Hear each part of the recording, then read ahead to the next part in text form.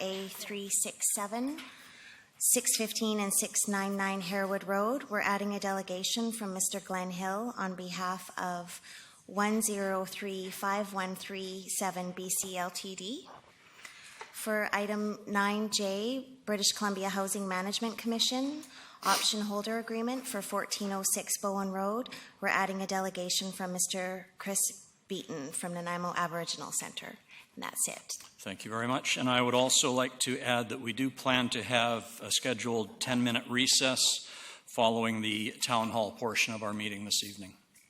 Can I have a motion for the adoption of the agenda as amended? Councillor Bestwick, Councillor Kipp, thank you. All in favor? Opposed? Carried. Number 4 on our agenda, motion for adoption of minutes. We have 4 sets of minutes, July 25th, August 4th, and 2 from August 8th of this year. We can take them all together if there is a motion to adopt those minutes. Councillor Hong, thank you. Second, Councillor Bestwick. Any discussion? All in favor? Opposed? Carried. Thank you.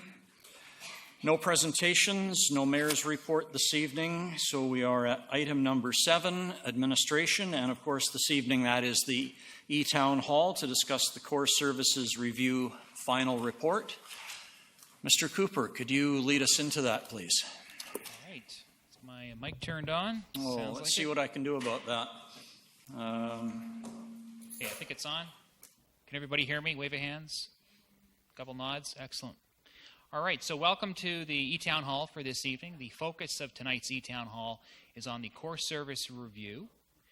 And I'm going to quickly walk us through what that involves, what that contains. There are copies of the actual document here. There's a summary version and a highlight version of the 11 recommendations. And one of the things that's really important for this E-Town Hall is for the public to be generally familiar with what's in that document. If you're getting up tonight and asking a question that isn't really associated with the Core Service Review, your question will be sort of off topic, and Councillor Thorpe is probably going to mention that to you. There's a lot of content in that document, so there's a lot of areas where we can have a great conversation, but try and keep it focused on the document. So if you're a little fuzzy on what's in there, I would encourage everyone to grab the summary or the highlight document containing the 11 recommendations. And I'm just going to quickly go through what those are. The first one is on the strategic plan. Second is the policy framework, followed by staff capacity. Moving on to finance policies, IT infrastructure, integrated maintenance, integrated purchasing, performance measures, community partnerships, grant mandates and monitoring, and efficiencies and streamlining. And if you want that sub-narrative, by all means grab that document and you can guide your way through that. Okay, the next thing I want to just quickly go over again are the different roles that are a part of an E-Town Hall. The first role is the moderator. You don't actually see that team tonight. They're in the Doug Rispin room. Their job is to take a look at what's coming in and determine if the questions are related to tonight's topic. If there are questions that aren't related, they do get kept and they do appear in their reporting back, but they don't appear as something that I would read out as part of the E component of this event. The second position is my role. My job is to read out the questions and facilitate the conversation in terms of who speaks when. And finally, there's the responder. So if you have more than a comment, you have more of a question, and you direct that to councillor staff. Obviously, councillor staff would be in the responder role and provide some feedback. In terms of how we participate, there are 4 methods up on the screen tonight. So there is Twitter. You can tweet in your comment or question.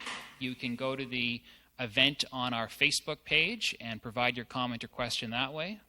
You can go to our website and provide a comment or question that way, and you can really drill down on the website to specific actions right in the core review if that's what you wish to do. You can actually phone in by the number shown here.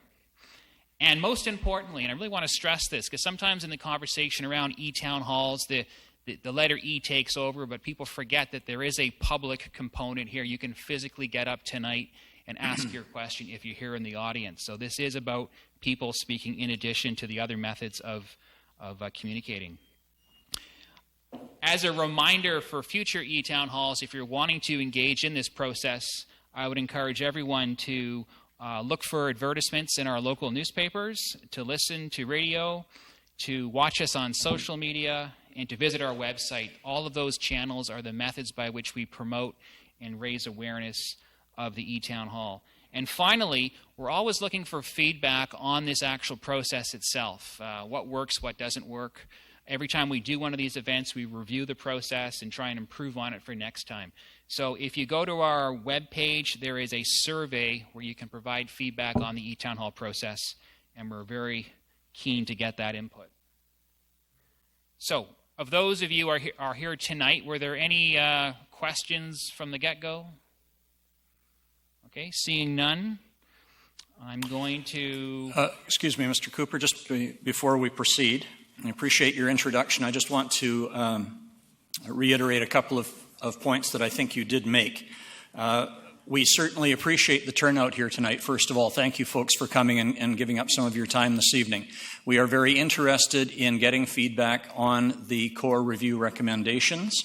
That is the purpose of our town hall this evening, the core review recommendations.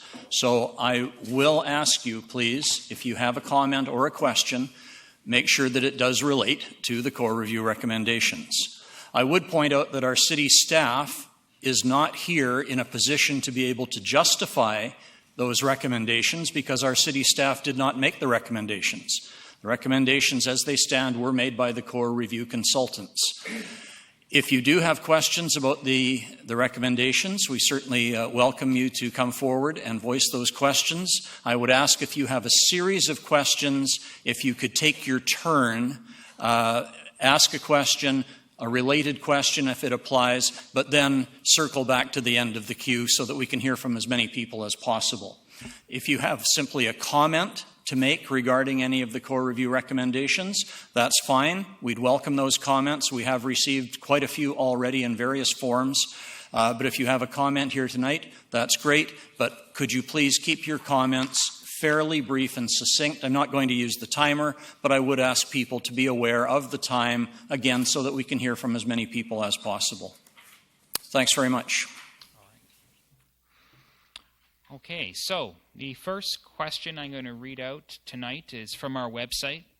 And the question is in association with Finance Policies Section 4C1, which states, develop a philosophy on the city's use of debt to fund major capital and infrastructure projects. And the question is, why is saving up for capital expenditures out of the question?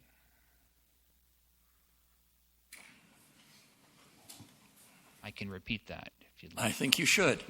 Right. So it's action 4C1, and that action in the core service review states, develop a philosophy on the city's use of debt to fund major capital and infrastructure projects. And the question is, why is saving up for capital expenditures out of the question? All right. Thanks, Mr. Cooper. Councillor Hong. Thank you. I don't think saving for capital projects is out of the question. In order to save money, we have to have a tax requisition. So we have to increase your taxes to save money. We already do something like this with our 1% infrastructure repair program that we have. So this isn't for new capital projects, but it doesn't make sense for us to keep taxing the residents of Nanaimo in hopes that we are going to have a capital project. Even though this project might not happen for 10 years, it's not fair for the residents next year to pay for a savings that we might occur 10 years from now. So borrowing is the best option when the time comes to it and when we actually need the money for that project, we can borrow for that project. Thank you. Thank you. Councillor Bestwick. Thank you. Hopefully I can respond in support of Councillor Hong. For me, borrowing is intergenerational and something that I think that we might have been criticized for in the past, not actually borrowing enough for projects. that are or aren't in the queue, and we can't live off our anticipated surplus on an annual basis, not knowing what it may be, to put a surplus away for, set or specific projects. And it's identified in our core services review that our debt ratio for a city of our size is extremely low. And I think we take that very seriously now that we have that information. And ideally, I would certainly like to see us take a step in a direction that would lead to more progress and more projects and achieving and accomplishing more things that may likely be paid for over the next 25 to 30 years. And I think that's the right way to do things. Otherwise, we'll end up just being status quo and continue to be inferior to our like cities in the province. Councillor Brennan. Thank you. And I would just add to that we do, in fact, save. We have several reserve funds, and oftentimes our projects, in fact, given the debt that we have, I would suggest that we very often use our reserves to finance projects. Thank you. Mr. Mima. Thank you. Through the chair, in addition to what councillors have spoken to, just want to make two observations. The first one is debt allows the city to access amounts of funding that upfront that would not be possible for us to gather together. For instance, if you were to spend money on a $20 million project, if we were to do that now, we will probably need to raise our taxes by almost 20%. So having access to debt gives you that opportunity to engage in these large dollar projects. And then secondly, one of the first few things that the Finance and Audit Committee is going to deal with is setting up that debt policy and philosophy. And so I would encourage members of the public to keep engaged so we can engage that conversation in the next month or so. Thank you. Thank you. Councillor Bestwick.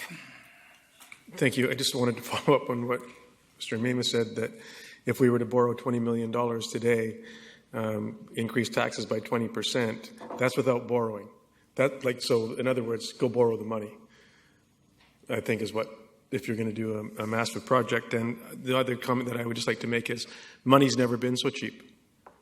Money is for the interest that we would pay on the money that's available to us based on our debt ratio that we have in this city that's been identified that we can cope with and handle. Money's never been cheaper than it is today. And there's no guarantee and or assurance that it's going to be this cheap in 1, 3, 5 years from now. So I think you get the message. Timing is, I think, appropriate.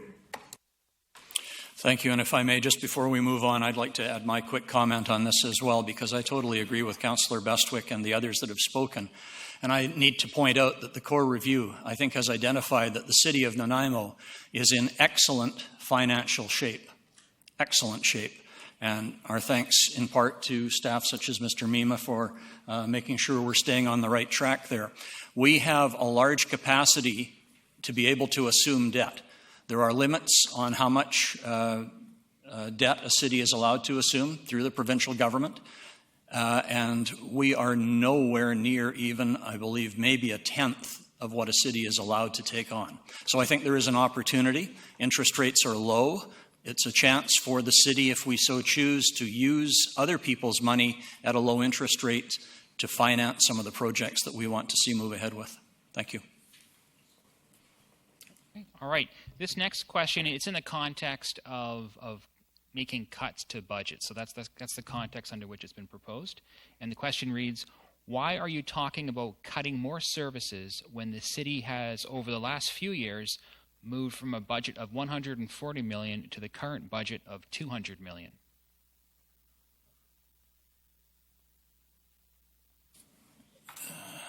Councillor Kipp, do you want to start off on this one? Sure. I don't think this core review, when it was first put out on the table back in 2009, it was talked about slash and burn and cut and that.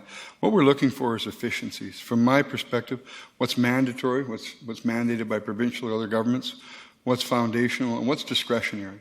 So we're looking at our discretionary stuff, the stuff that, like the pool's been a big issue for people, right?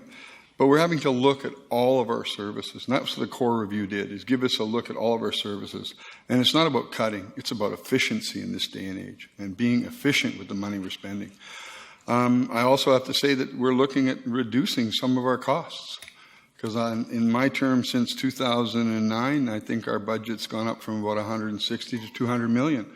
And we haven't got any other services. We've got the same stuff going on, but the cost is going up and up and up and up.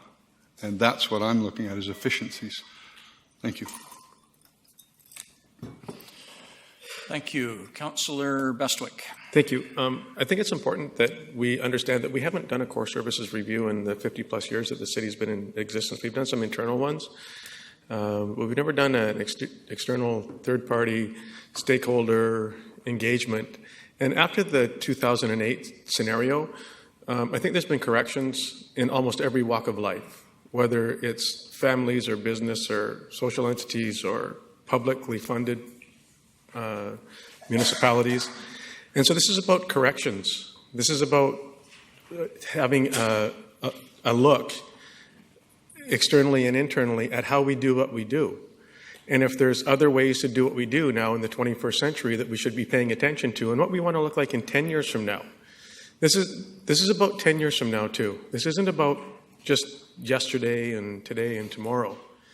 This ideally will influence what this city is going to look like 5, 10, 15 plus years from now. And that's why this is so important. And that's why it was so, I think, so critical that we did a strategic plan at the same time. And we identified those priorities. And we've identified our capital priorities, which everything is also a moving part. So we have opportunity to address and adjust and change. And if we aren't in a position where we can move and adjust and change, then we will probably not be as advancing our city and progressive as we would like to be. So I think that this is so important that we get this right. And I'm delighted that we're doing this, and I'm delighted that we're engaged with the community again. But at some point in time, the engagement ends, and we are going to have to make some decisions. And so if there's This is the opportunity to say what you have to say, because we have to make some difficult decisions. There's no doubt about it. And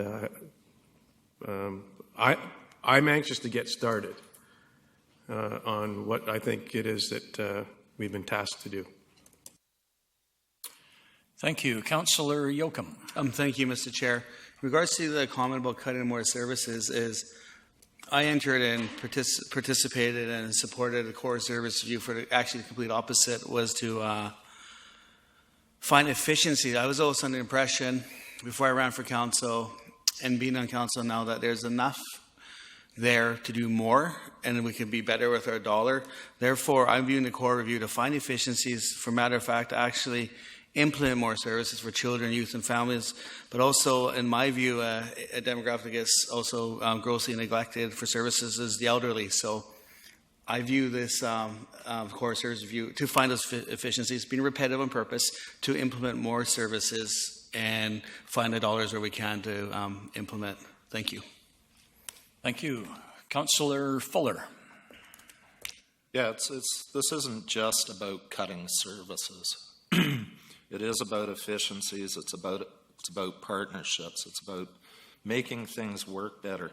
And this is just part one of the core review. There will be more core review stuff coming in the future.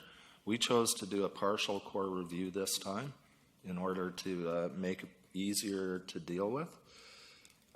Some of the stuff that's coming out of this is going to really streamline without cutting services, without costing us more. It actually may cost us less to streamline some of the services, such as procurement.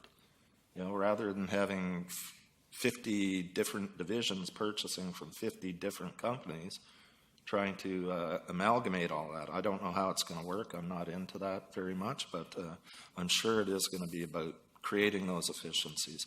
And then looking at creating partnerships, I mean, you look at the borrowing, and if we were to borrow, we could borrow and look at partnerships with other groups to help with some of the high-cost items. So it's about partnerships, it's about efficiencies. It's not all about cutting services.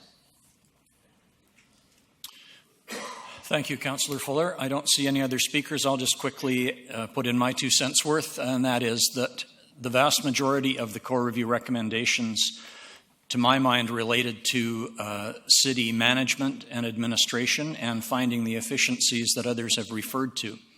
There are a handful of recommendations that do directly relate to service levels, and I can assure everybody that when those come before us, they will be debated in a very fulsome manner.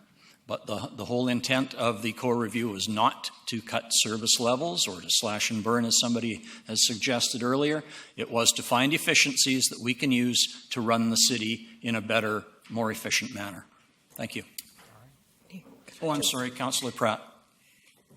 I'd just like to add that we have had a fair amount of feedback already from the public, not just about the pool, about other things as well.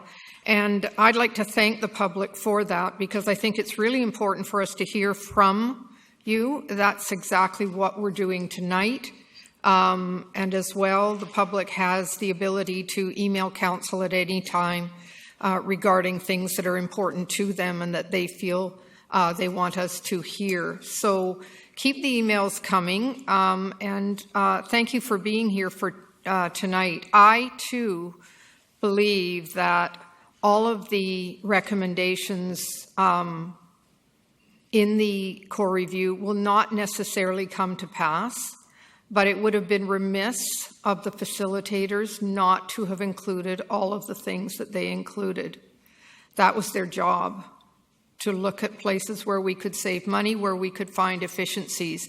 Now it's up to us to decide, based on the feedback we get from the public,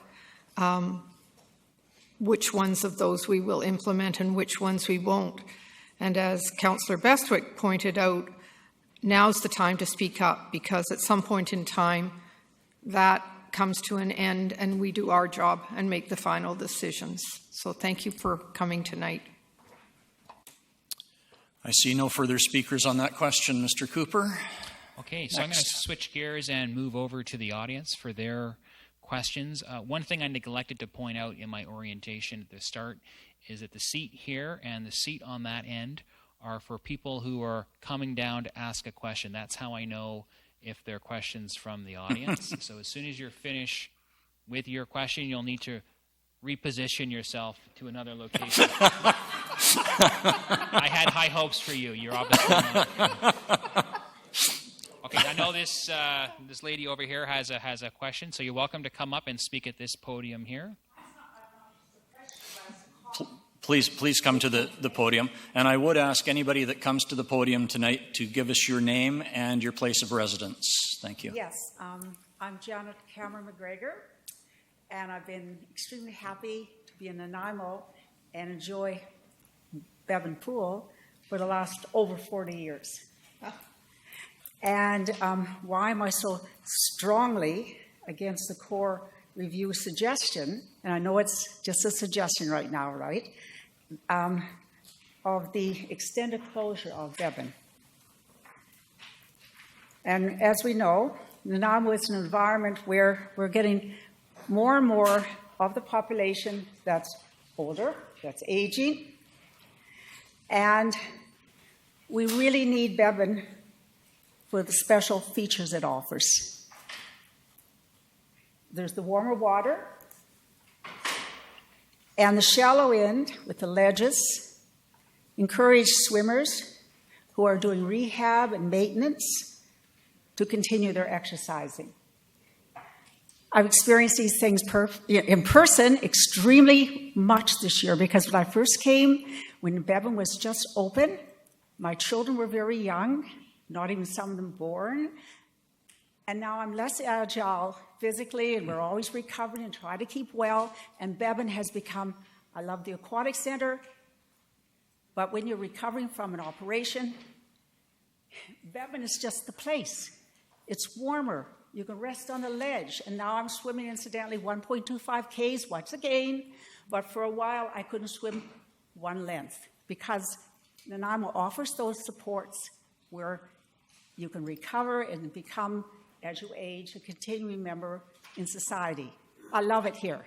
There's so much, and I don't want to lose any of the precious things. Now, of course, we know the overall population here, everyone wants to live here. And more people are discovering it. Our population is increasing overall. And if we lose 3 months a year of continuous opportunity to exercise, I like swimming in the ocean. I do love the lakes and the rivers. But for 3 months, I'm from back east, but even for me, 3 months getting my exercise, even when I was younger, I couldn't go really often for 3 months. So Bevan has, as it is, the type of congeniality, physically, the warmth, the opportunity for these exercises, it's really valuable to keep healthy. So this is important to the most vulnerable people in society, us older people, but people who are recovering at any age from operations, and children. It's just really a special place. And you go to the Aquatic Center, it has a special place in the community also, but you go to Bevan, it also has a special flavor for our community. It gives us a total picture. And something else I've been looking at, it sort of kind of reminds us of robbing Peter to pay Paul. And I know we're into the finances. I've paid a lot of taxes over the years, and this is the place I'm going to stay. I'm the same host. I have no intentions to move unless they take me over there in a box or something. Okay. Now, there's a revenue that we get at the gate at the center when you pay your stuff. Then there's the revenue of the cost sharing from the outlying communities and towns. This information is gotten from Tom Osborne, and he's the general manager of Recreation and Park Service. And you know the details, but I'm just going to go over. For the 2016 budget year... Excuse me, ma'am. I will ask you to try and wrap up fairly soon. Yeah, okay, I'm doing that. Okay, the overall contributions from electoral areas A, B, C for Nanaimo facilities totaled $1,157,962.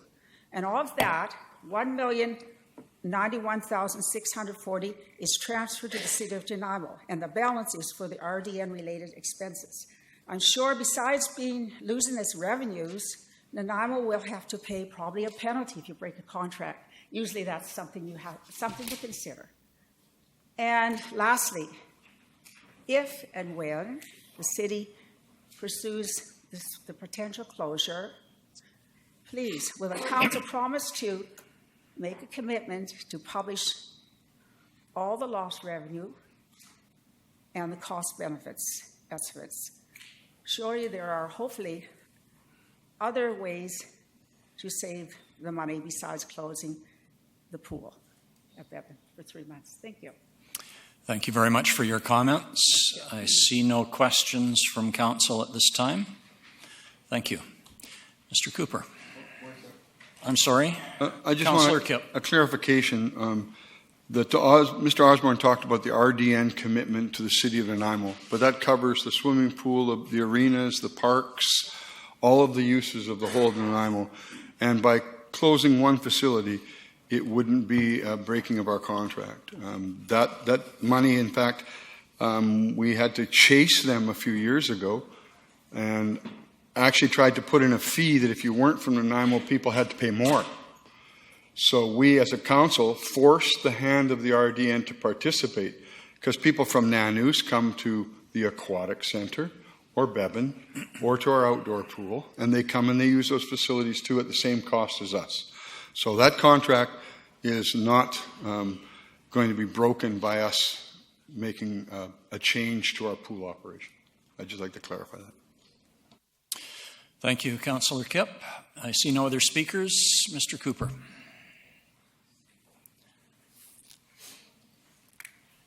Good evening, Council. My name's Tim McGrath. I live at 431 3rd. First off, I want to thank the City Council for keeping us at the tax rate that you have. That is excellent, excellent news. I also want to compliment our City Manager for some of the staffing changes that have occurred. I think she's doing an excellent job and is saving us a significant amount of money. And I would like to encourage her to continue on with that process. I fully agree that we should be doing more for the same amount of money. And I understand that some of the things that you're looking at is that exact process where you can get better value for your money. And I applaud that. I like to see the services stay the same. I don't want to see increases in taxes. And I think that some of the things in the core review are doing exactly that. I would like to point out that under Section 9, the council actions, in particular, the core review addressed some issues with the NEDC and gave you 2 recommendations. They selected one. I suggest to you that you should look at the other. In this particular instance, I think the consultants may have been off a bit. I think that you should be looking at the NEDC and saying, okay, you've been running for X number of years. Obviously, we have some serious problems. We're putting money into it for 5 years plus, and we're not getting the performance that we should be. And I think that this City Council should look at it and say, what we're going to do is give you 3 years or 4 years. We'll give you the money this year. Next year, we're going to cut it by 30%, so you guys better get to work. It's put the onus on them to generate some income and have them do some results, because we haven't been getting them. We've been paying a lot of money and not getting the results that we want. The other item is, of course, the VICC. Beautiful facility. But there's a lot of hungry children here in Nanaimo. There's a lot of hungry seniors here in Nanaimo. We can't afford this palace. I think we should really, really look at it and say, does City Council need to be in this kind of facility, as pretty as it is, but it has not been performing the way it's supposed to be? If we can save the money between the NEDC and the VICC, we can pay for the pool that the lady was talking to. We can pay for a lot of services, a heck of a lot of services. And I think it's important on this council to look at it and say, okay, we got through with a 0 increase last year. Can we do it again by redistributing some of these finances? Tell the NEDC and the VICC, you've got a time limit. We're going to cut your budget next year by 30%, and the year after that by 30%, and the year after that by 30%. And if you're not fully functional at the end of 4 years, geez, you have a problem. And I think that's the way, that one of the ways that council can look at it and deliver on their promises. Now, we've heard from some bitter people here in town about letting the blind lead the blind, or the loser lead another loser. I don't think that's an appropriate solution. The process here is we have to have our money perform. And in those 2 instances, it's not being done. The rest of the core review, the purchasing, transparency, accountability, apply them to these 2 units. Look at it carefully. And that's all I can suggest. Thank you. Thank you, sir. Don't go away. Councillor Fuller, did you wish to respond? I just want to mention to the public that they might recall probably a month or so before I ended up in the hospital, there was a newspaper story that said I was going to bring forward something to repurpose, reuse, or sell the conference center. Just from that one news story alone, we had 3 responses. So this was even before the core review. So we know there's stuff out there. There's other stuff coming along the pike. So the VICC is one of those things we're really looking at. You know, if there's a hotel, does it have to be on Gordon Street? Couldn't it be the Hilton? These are all things we have to look at. Do we, the city, have to put any more money into this? I'm totally opposed to putting any more money into it. If we can, like you say, get more money coming into it from outside the community, utilize it in a better manner, that would save costs, like you said, for the bed and pool. So there are ways to do it, and I think once we get down to the brass tacks of the whole matter, we will be looking at the NEDC, the DNBIA, and the VICC. They're all in here. So the core review has made some recommendations. We're going to look at them. So thanks for bringing it up. And I encourage this council to look at it and do exactly that. Thank you for bringing it up. That's it. Thank you, sir. I see no other speakers. Mr. Cooper. Okay, I'm going to flip back to the online aspect, and I'll get to you in a moment. This next question comes to us via, it's a general question, would it come off of our website? And the question reads, under Section 9, Community Partnerships, does the core review restrict the development of partnerships with other community organizations beyond those indicated in Section 9C1, 9C2, and 9C3? And those are the NEDC, DNBIA, and the VICC. And I can read that again if you'd like. I think I got the gist of it, Mr. Cooper, and if I did, then I'll start by responding that my short answer would be no. I don't think we're restricted in any way by the core review and what partnerships we might think would be beneficial to the city. That would be my short answer. I'll let other councillors add their thoughts. Councillor Hong? Thank you. I think that those three entities referred to organizations that the city directly funds. We are in partnership with lots of organizations. So I don't think that it's going to stop, but I think these were the key organizations where our groups or facilities that taxpayer money goes into, and a lot of taxpayer money. So I think that's what the core review looked at. I don't think it looked at some of the smaller ones like that we give to Nanaimo Recycling Exchange, the Food Share Program, and all these other smaller nonprofit organizations. I think these were the key ones that have substantial amount of money into it. Thank you. Thank you. Councillor Yoakum. Thank you, Mr. Chair. Sorry, there we go. Thanks, no problem. In regards to the question around, I'm not sure where they're getting at around the sections. I'm not an expert on the Section 9C and whatnot, but one thing which is absolutely, it's paramount we do is the city and other entities in the city are working in silos somewhat, and there's no reason why in a world of less dollars, trying to keep the taxes down, is we have to work in partnership with VIU, Island Health, school boards, Nanaimo, people that have facilities, people in cost share staffing and whatnot, those type of things. So I don't really have an answer except I totally support what I think the question is getting at, Philip, is we have to start working in partnerships. It's no way, shape, or form about it, and to make our dollar go farther. And we've got to quit all working in silos. Thank you. Thank you. Councillor Fuller. No, we aren't limited. Thank you. Any other speakers to this question? Councillor Kipp? I guess it goes, no, this is number 9, community partnerships have been talked about, but just above that is one that's important to me, is performance measures.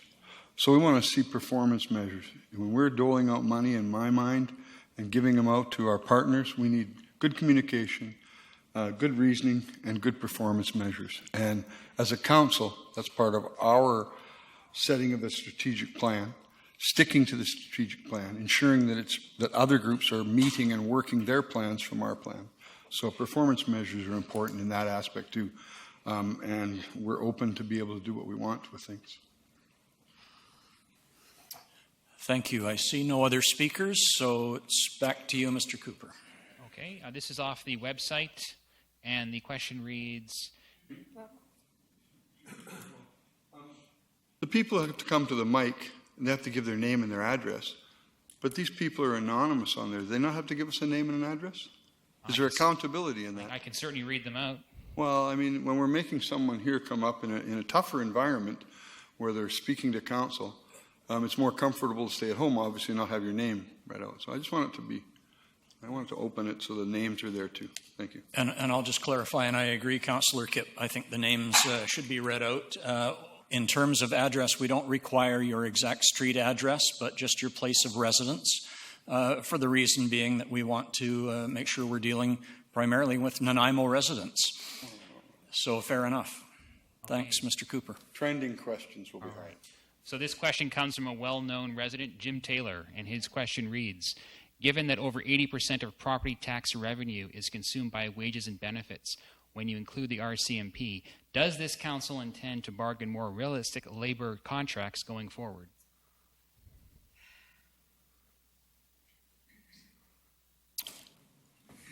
Oh, the board's lighting up. Councillor Bestwick, we'll start with you.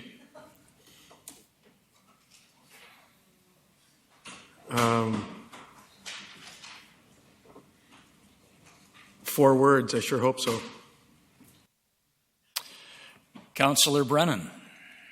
Thank you. I think the question assumes that we all have the same definition of what is realistic in terms of negotiations with the people who provide services.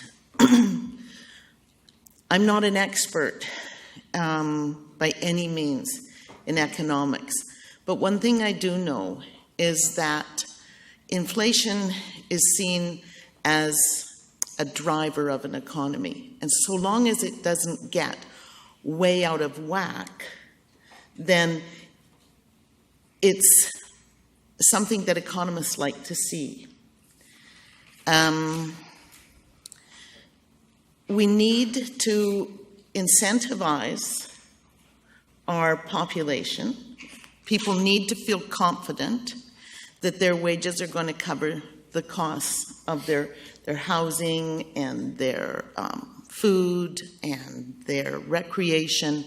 And so when we bargain with our unions, we look at the rate of inflation and we look at the wages.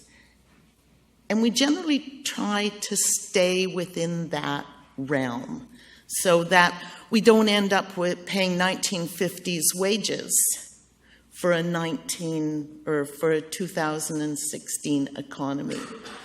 Wages increase. You just have to be cognizant of how the two fit together, costs and costs for the consumer and wages for the consumer. So we have to, and so I would suggest that that's realistic, and I would suggest that we have been realistic with our employees. Thank you. Councillor Pratt, you're next. Thank you. There were some recommendations in the core review in regard to negotiating with the unions. And I do know that our staff will be looking at those very seriously and will be speaking with the unions in that regard. And certainly the unions are aware of all of the recommendations that have been made in the core review. I think our staff at all times work very, very hard to work with the unions to create a good environment for our employees. The majority of our employees are union employees, and they make a wage that allows them to raise a family in this community. And so they are very fortunate to have those jobs. Not everybody gets to have those jobs, but there are many, many people working for the city that do have those jobs and work for healthcare, work in the school district, and so on. We aren't the only ones paying union wages. But I do believe that we are very mindful here at the city to try and negotiate the best deal for the city, as well as to ensure that our employees are happy in the workplace as well. So I have no doubts that all of the recommendations that were made will be looked at seriously, and there will be discussions in those regards with our union, between our staff and our union.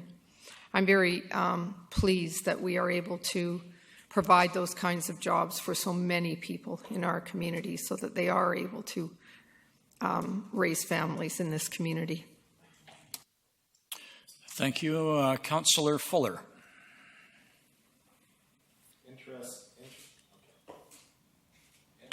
Interestingly enough, this isn't just about union employees. The core review talks about management as well. And so we are looking at management, not just union employees. And when one looks at union employees, one has to remember that not all unions are created equal. The CUPE local for the city gets paid a heck of a lot better than some other CUPE locals within the community and outside of the community. They're really good at bargaining, and that's what they do, and that's what unions have brought to the community. Without unions, we'd be far worse than we are now. So we will be looking at all aspects of hiring and staffing. It's not just about one aspect of hiring and staffing. It's about all of staffing. And for those things that we do contract out, we already pay the equal wages that the union gets. So we don't want to have to contract out if we don't have to. So we'll see where it goes, but definitely I think communities are finding that they are being drained. And I think we're doing pretty good with our unions, and our last contract was pretty good. So, thank you. Councillor Hong. Thank you, Chair. This is kind of a loaded question.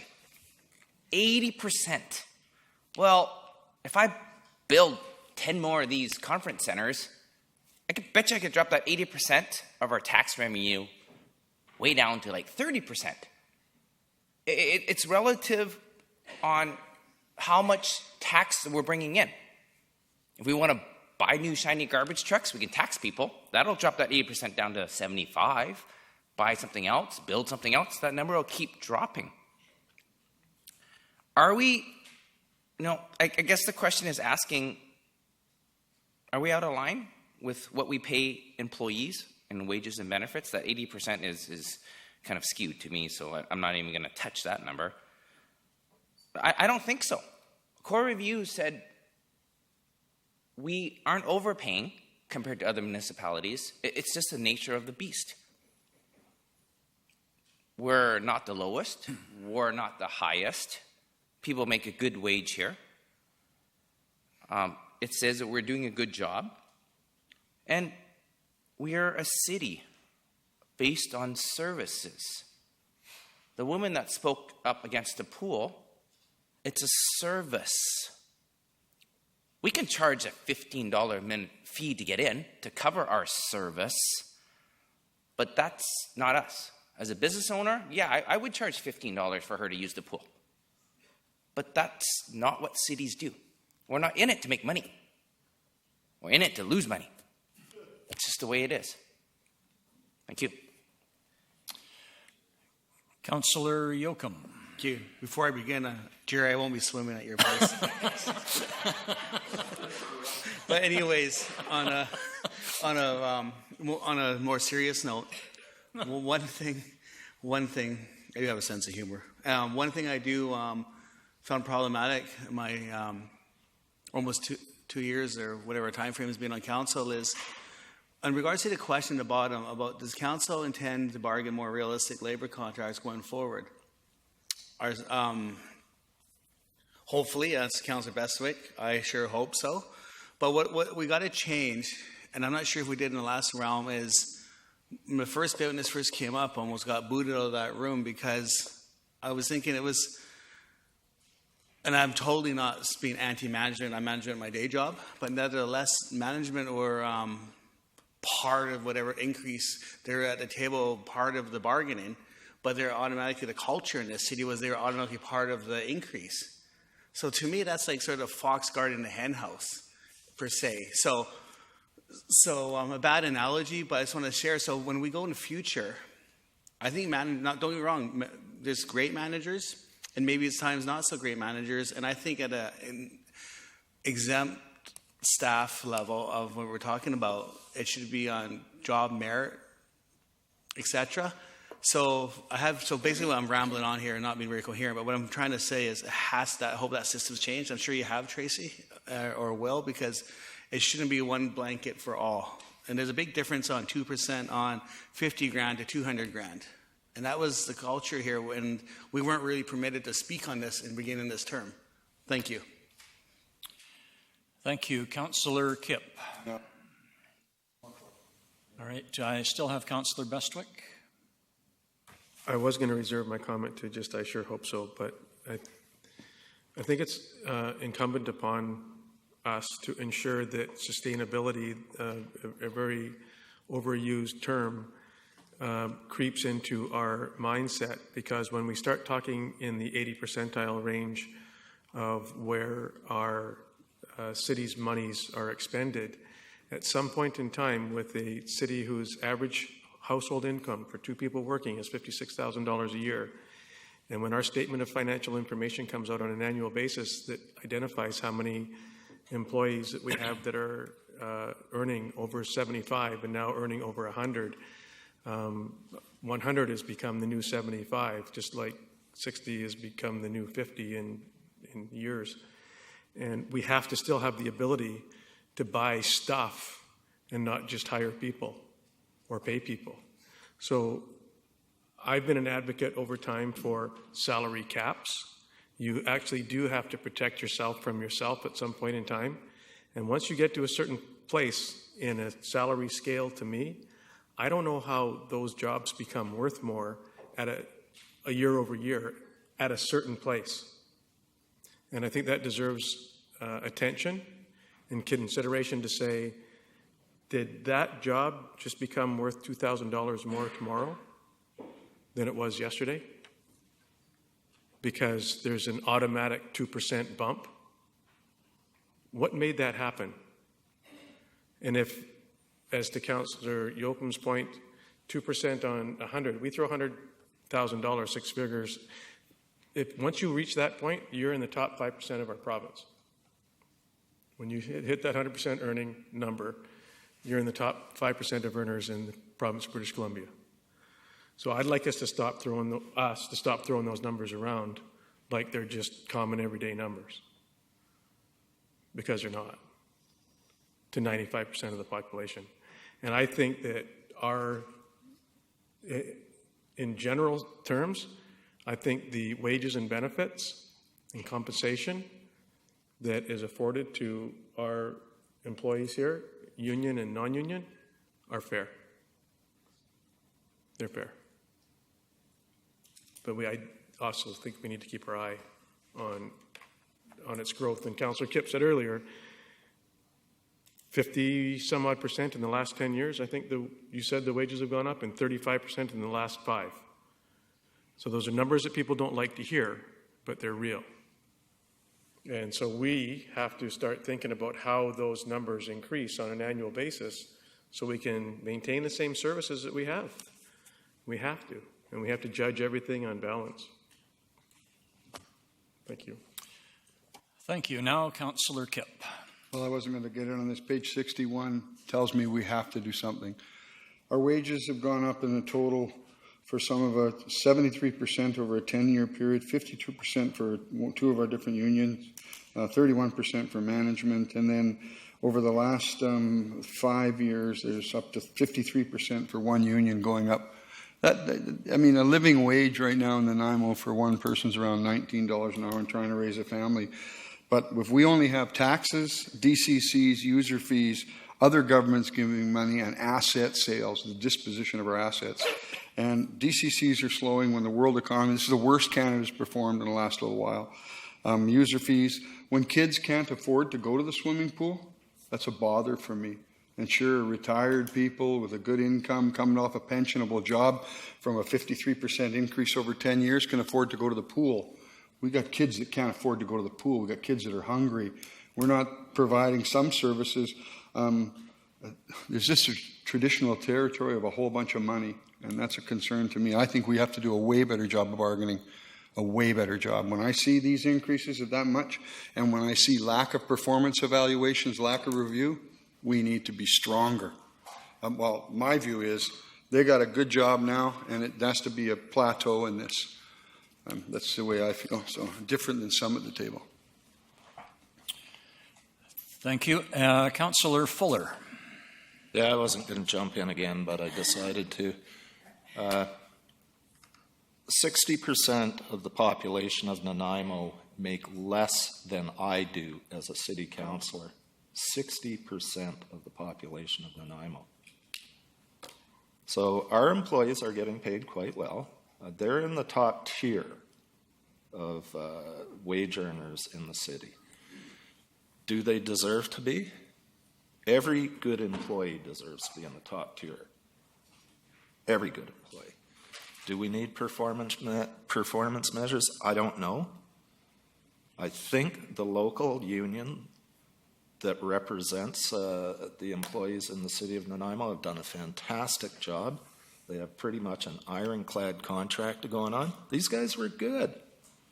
So now council has to get a bit better. Cost of living, everybody should get a cost of living increase. If you look at a single person on income assistance, they've been making $600 since 2007, 10 years, trying to live off of that. So you wonder why there is so much animosity when people see these high wages. That's part of it. But you got to give the unions credit for getting their people where they're at today and wanting to keep them there. There's nothing wrong with that. Thank you. And if I may, I'll just add a couple of quick points, if I can recall them. First of all, I don't think there is any doubt, and I think the citizens of Nanaimo can be well assured, that this council will be acting very, very responsibly when it comes to negotiating with any employee group and doing what we can to come to a fair deal, fair for the workers and fair for the citizens of Nanaimo who pay the taxes. I can assure you we will be very diligent in doing that. Secondly, I would also just like to comment that I personally feel that the employees of our city do an excellent job for the residents of our city, union and non-union. And in general, I think the citizens of Nanaimo are very well served by our city employees. And I would also like to acknowledge the cooperation, the excellent cooperation that union and non-union employees of the city gave to the core review consultants as they put together their recommendations. So let's just acknowledge that as we move forward. Thank you.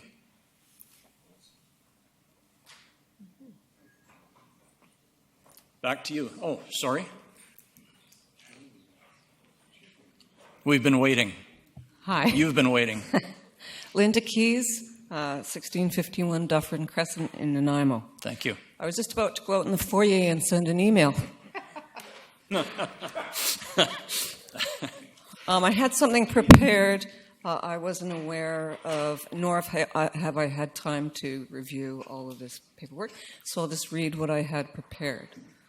I've been following the core review and council members' comments on the same since May, primarily through the city's website and the local bulletin newspaper. I'm against the closure of Bevan Park Pool for an extended time, from 1 month to 3 months annually, to save city costs. Council members are on record as saying, and I won't say which council members, that savings could be used to hire more communications staff and to embark on a new capital project, a PPP, public-private partnership, but it still, in the end, cost taxpayers substantial amounts of money. This situation, the idea of closing down the pool to save money, is a de facto admission that the city's finances are in disarray. If we can't afford to maintain key infrastructure, how can we even conceive new capital projects? Call me old-fashioned, but I believe in saving up for items one desires, whether a new bicycle or a new rec center. So I'm against reducing services in Nanaimo, specifically at Bevan Park Pool that we all depend so much upon to fund new projects. That was my initial writing. A couple of concerns came up listening to councillors earlier. Several members of council mentioned earlier this evening that now is a great time to go into debt because money is cheap. Well, I never agree with going into debt. It always has to be paid back. It's either going to be by our kids or our grandkids. And we never know when the interest rates are going to go up. It's kind of a fool's game to bet on the future like that. Secondly, about finding efficiencies in the budget, I'm having to recall back to the last council meeting where a gentleman did a presentation regarding either a recycling or garbage collection company. And I brought the wrong folder with me, unfortunately. But he represented a private company that does contract work for the city. And the city's debate is whether or not to move that garbage collection service to in-house, and we saw the figures, it would increase, I can't remember by how much money, not a huge amount, but a certain amount, or keep the private sector contractor online. But it occurred to me that once, I don't understand why the government is busy taking over more services from the private sector anyway. In my opinion, the government doesn't do anything very well as far as private sector business goes. But the minute that private company is done away with and the service becomes inboard, then we have union wages, all of the perks and extras and dental and extended health that goes with it, and then pension plans, and we have increasing wages on a regular basis. So I'm all for keeping the private sector contractors on board as much as we can. And that was all I wanted to say, but my biggest concern is I do believe we can find efficiencies by avoiding more employees, hiring more union employees, and we don't need to touch our core infrastructure like the swimming pool. Thank you very much, ma'am. Councillor Bestwick has a response or possibly a question for you. You're welcome to stay. I just wish to address. Sure, you can stay. Don't go away. You may want to respond.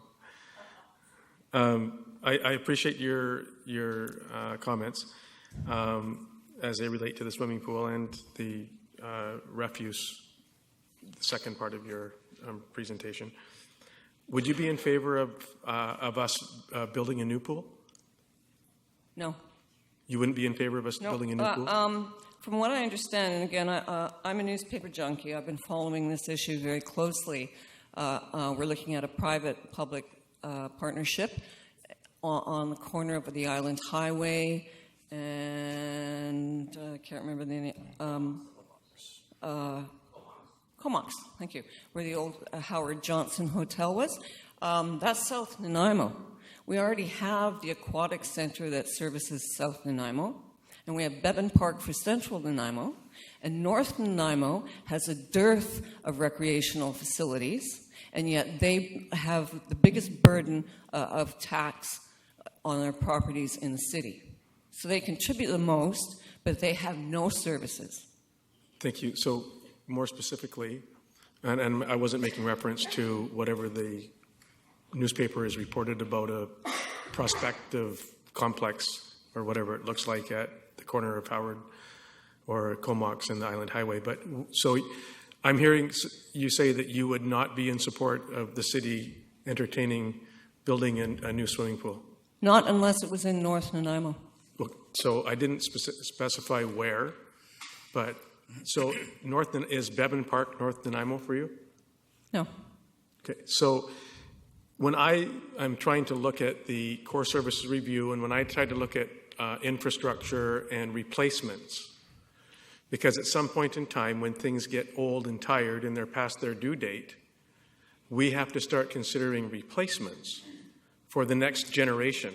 Yes, I understand that. And so if we wait till things are so run down, it costs us way more, frankly, to operate them in their condition that they are on an annual basis. And so we have to start thinking, Bevan Pool, 45 years old, we spent $300,000+ in a beautification project there for the kids. That's great. We spent about $50,000 on washroom improvements. We spent about $100,000 on lockers. So all of a sudden, hot tub improvements and all those things. So you get this sort of, like I do, when I sit here, I think, at some point in time, it's good money after bad. I totally agree with you, and I understand your point, but I still maintain, and I don't live in North Nanaimo. I live right beside Bevan Park Pool. But if a new facility is to be built, the North has been paying the majority of taxes, and they have no services. And trust me, I'm not trying to identify the specific locale other than to say at some point in time, and it might be Bevan Park, and we may need to entertain a brand new facility that has aquatics in it to replace one that's going to be 50 years old before we bat an eyelash. And the costs associated with running those facilities that are that old, that facility owes us nothing. We owe that facility nothing. That thing has paid for itself time and time again. And for your benefit and mine and my grandkids and other people's, I'd like to see a brand new swimming pool. I'd love to see a brand new swimming pool. I don't know where. That's for another conversation. Well, but you can just let me. So I would much rather see us invest hundreds of thousands of dollars a year that we spend on repair and maintenance on a new facility. And it just might be a swimming pool, and it just might be at Bevan Park, and it just might be in the North End. I don't know. So really what you're referring to right now is shutting down the pool for 3 months to save on maintenance costs and use that money towards a new capital project. No, I'm not saying that at all. What I'm saying is at some point in time, whether or not this council is going to decide whether we close it for 4 to 6 weeks on an annual basis for maintenance. We may be able to close a pool for 2 weeks if it's a brand new one. If it's a new one, we can probably close it for 2 to 3 weeks, maybe 4 weeks maximum after it's 5 to 10 years old. But what we're doing right now is we're having to close it for that long, not to save money, so that when you do come back, we can extend its life. Like we're extending its life every time we keep that closed. So we're losing revenue, and we're spending too much money, in my opinion, on where I'd rather spend that money on something new. I've used it before. I don't like putting lipstick on a pig. I'd rather have new. I'd rather have shiny. I'd rather have it meet the conditions that you would prefer to go swim in. That's where I come from. I'd like to see a new aquatic facility. Well, I just don't know where. As would I like to see a new one. But it makes no sense to me to cut any services and then embark on a new project. Because so if I may, services, I heard what you said. If I may, ma'am, I'm going to interject. Thanks, Councillor Bestwick. I do have a couple of other speakers. So, Councillor Brennan, you are next. Oh, thank you very much. I just wanted to say that I am a regular user of the pool too, and I use on an ordinary basis. I use NAC. Right now, I'm using Bevan, and I think it would be a real shame to shut the pool down for 3 months. I think that it's a service that people use, myself included. So just want to go on record for that. And just a quick note on the in-house recycling. We pay the private company to take the recycling. So if we bring it in-house, we cut our costs. So just something to consider, that that's what the proposal includes is bringing the recycling in-house, which would cut the cost because we would no longer be paying the private recycler. With regard to union wages, we have a collective agreement that wherein we have to, if we contract work out that's the same as work done in-house, the contractor has to pay the union rate. So we're not really saving money by having a contractor. We're in fact saving money by bringing it in-house because it costs us less to do it. Thank you. I see no other speakers on this question, Mr. Cooper, so we can move ahead. All right, I'll ask this gentleman here to come forward. Mr. Mayor, Council, thanks for the opportunity. My name is Peter Lohimo. I live in Nanaimo on Camas Road. And it's no surprise to me and probably to everyone here that finances are the major issue of discussion this evening. I'm kind of disappointed that people are talking a lot about, or that there is discussion about cutting back on services. In 2014, the province conducted, or actually contracted, Ernst & Young to do a review on municipal wages. We talked about whether they're fair or not, and that's not for me to decide. But I would think that the company like Ernst & Young that was contracted to conduct this review was fully qualified to do that review. What they found was municipal wages through 2001 through 2012 grew at a rate of more than double the provincial wage gains. I'll repeat, municipal wages in British Columbia more than doubled versus the provincial wage gains. So it's troubling to me when I hear that people on this council are actually using congratulatory language saying that CUPE is a good negotiator and therefore we should, just kind of roll over and accept what it is. If that's the case, perhaps the council should defer negotiating with a union to the province, which is apparently doing a better job on behalf of the taxpayer. So my view is that city councillors work for the citizens, not for the unions that they're negotiating with. Their job, like in any negotiation, is to get the best possible deal for the taxpayers. It's not our job, or I would think it's not a job of a city councillor to determine what is a fair wage and what's not a fair wage. The job of a city councillor in a negotiation is to get the best possible deal on behalf of the taxpayer. If I'm mistaken, please correct me on that. But the fact of the matter is, the province has already conducted this review. We know there's a dislocation between municipal wages and provincial wages. So I'm going to ask you guys, when you come up for contract negotiations again, are you going to bring this up as an issue, number one? Are you going to be serious about negotiating on behalf of the taxpayer? And will you even consider perhaps deferring the negotiation to the province, which has more experience dealing with national unions like CUPE that do this every month from province to province across this country? They have more experience than you in negotiating contracts. There's no question about that. So I'd just like to leave it at that, but to hear people say that, well, they're good negotiators and this is kind of what we're stuck with, it doesn't give me that warm and fuzzy feeling as a taxpayer. I'm hoping that we can do better because third-party analysis has shown that we're paying more than we probably should if we compare it to what the provincial wages are. I thank you for your time.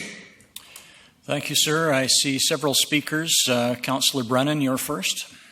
Yeah, I've already made my comments, I think, on that I think, in fact, it is incumbent upon us to bargain fairly with our employees.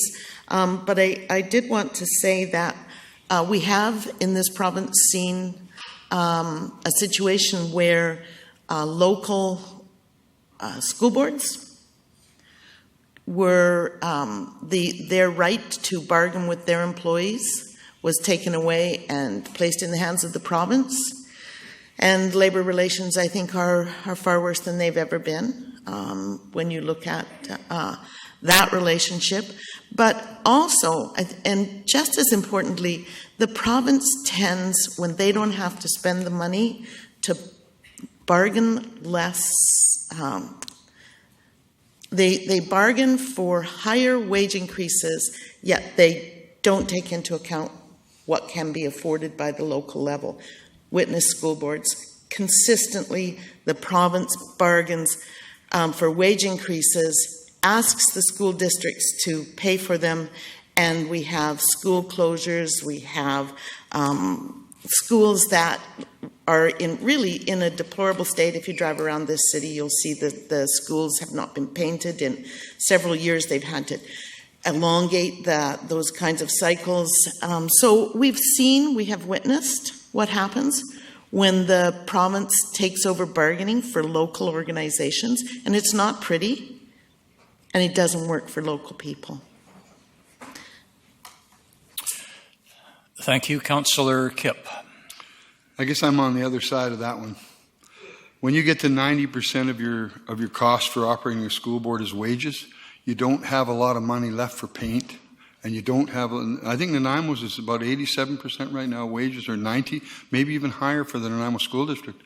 So when you pay that much of your budget, and they're only budgeted so much in the school district, they only have one source of income. They're not like us. But, I mean, the Ernst Young said 18% for the government provincial wages raises over the period of 10 years, and our local government went up 38% over that time. And that's what I think people are having a problem with. And when our wages get to a point where we can't afford shovels and rakes or pools or to keep them open, I mean, cities are going broke, folks. And we're not immune to any of the downturn of the economy. We've been very fortunate. We've moved a lot of square footage and stuff, but we cannot continue. And I want to make something clear. Council does not enter any negotiations. This council does not negotiate with any of its. We have one employee sitting right there, and the rest of it is her and her staff to negotiate for us. And we raise our hand most of the time or say yes or no. So don't think I'm involved in negotiation, that I'm sitting across the table from the union trying to bargain. We don't get that. We don't do that. IAFF, the firefighters, we're on par with whatever Vancouver pays, and we just wait for Vancouver to pay. So for me, I want people to earn a good living. If we don't educate people, they won't be able to earn money, they won't be able to pay taxes, we won't be able to have any programs. But when businesses can't run because they're overtaxed, or it takes 15 months to get a permit, or a year or 2 years to run through a process of development that could spend millions of dollars, that starts to affect us. It starts to affect who we are and how we operate. And what's our percentage? Is it 80% of our wage? Is our budget 200 million? What is it? Or, that's the thing. And I think the school board, is around 90+%. That's why they can't paint buildings. So I think we have to try to get into negotiation and try to get a local feeling for what we're paying. So, thank you. Thank you, Councillor. A debate versus a public interaction. Councillor Hong. Thank you. In retrospect to asking the provincial government to go bargaining for us, I think what Councillor Kipp mentioned is correct. They kind of do that already with the IAF. Whatever Vancouver sets, it's pretty much set for the entire province. We can't argue it because it goes to arbitration, and the arbitrator says, hey, Vancouver is doing this. Suck it up, Nanaimo. You're going to have to pay them that. I think before you ask us to tell the government to go negotiate for us, they have to change their rules so we can actually negotiate for the people of Nanaimo. And we don't care what people of Vancouver are doing, or Kelowna, or Victoria. But at this point, the government has left us hanging and not doing that for us. They're saying, hey, Vancouver did this. Follow that. There you go. If we try to argue for arbitration, the province gives us an arbitrator and says, Vancouver did it. You're out of luck. So I think the question you're asking is the wrong question. I don't really want the government bargaining for us. They don't know us. Christy Clark doesn't know Nanaimo from a hole in the wall. She doesn't care about us. We're NDP. So how can you ask a government to do that? I don't want them involved. Leave us alone. Give us rules that we ask to empower us to do the job properly. That's what we need, not the government doing their job for us. Thank you. I see one more speaker on this issue, and then I think we'll move on. Councillor Fuller. BC has had the highest rate of child poverty in Canada since the Liberal government took power. Why the hell would I want to have them negotiate anything for us? And on that note, Mr. Cooper, we're ready to move to the next question.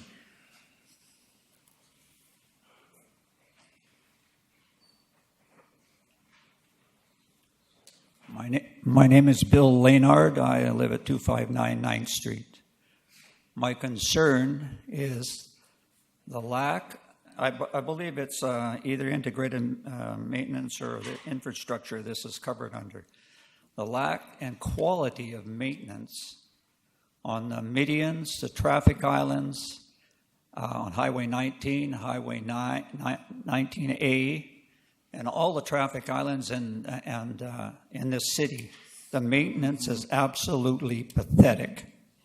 I've been monitoring the streets for the last 4 years, and I realize MCON Services does a lot of the contracting out, but the quality of work is pathetic.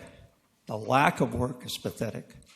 I would like to see something done about it, especially in the south end area, Chase River area. End of the traffic island on the end of 10th Street has not been touched for 2 years. There's weeds 2 and 3 feet high there and moss. It's pathetic. Now, come on, talking about efficiencies.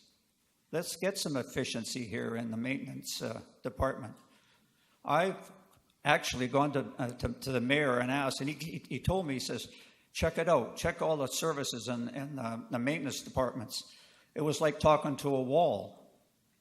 Basically, I got the runaround. I went to the engineering department. Nobody could tell me who does what or where or when.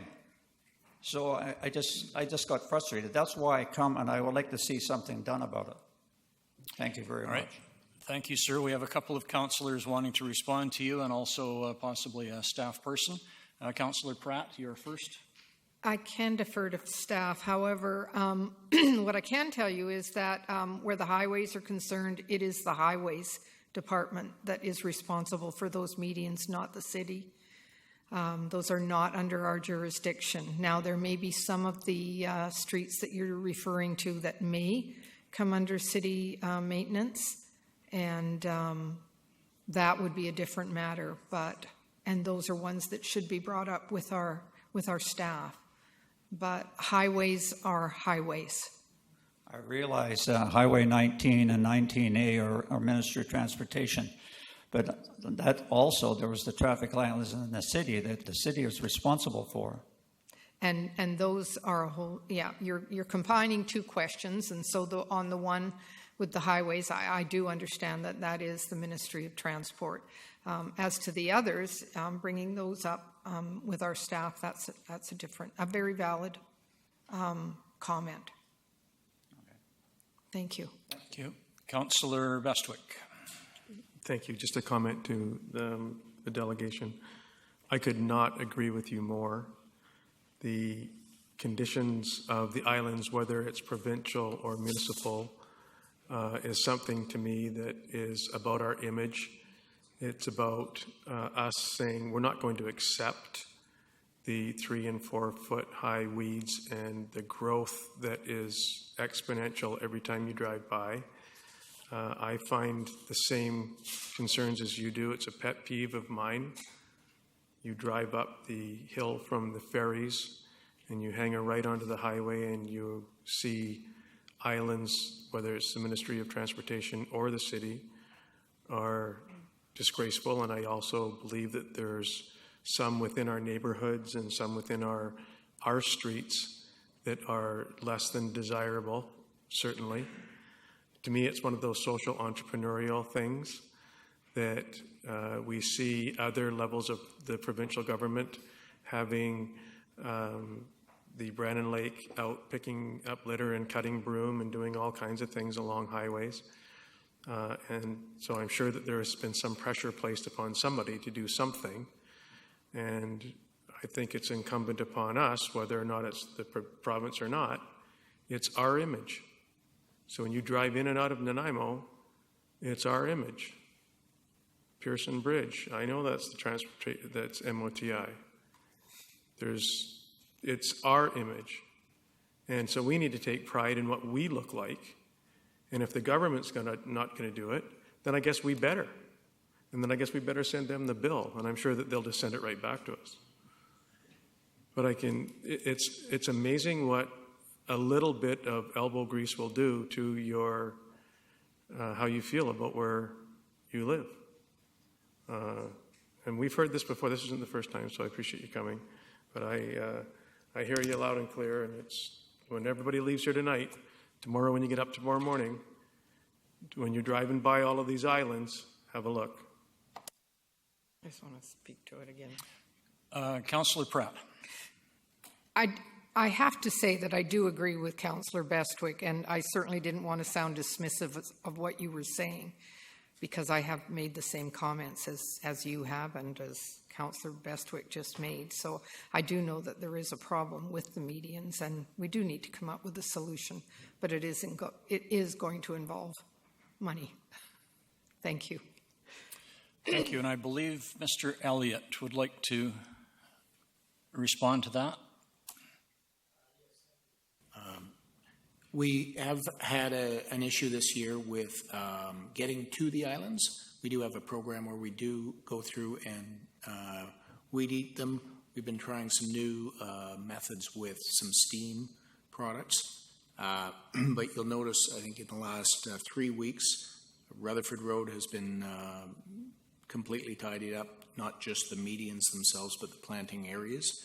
And we work closely with Parks on the planted medians versus the hard surface medians. And what we're trying to coordinate is just to have one group take care of all of them, that it's either the hard surface is being looked after by one group and the planted area by the other group. So we're working closely with them, and this year has been a bit of a rocky start on that. But I think you'll notice looking around now that a lot of those medians that a month ago looked in tough shape are cleaned up quite a bit now. Right. Thank you, Mr. Elliott. Can I just ask as a follow-up, am I correct, just so the listeners and viewers understand, that highway medians are technically provincial jurisdiction? Yes, correct. So 19A up to Brecon Hill is Ministry Highway. So Woodgrove to Brecon is highways. From Brecon to Pearson Bridge is City of Nanaimo. And that is quite a higher level median. You'll notice there's grass and trees.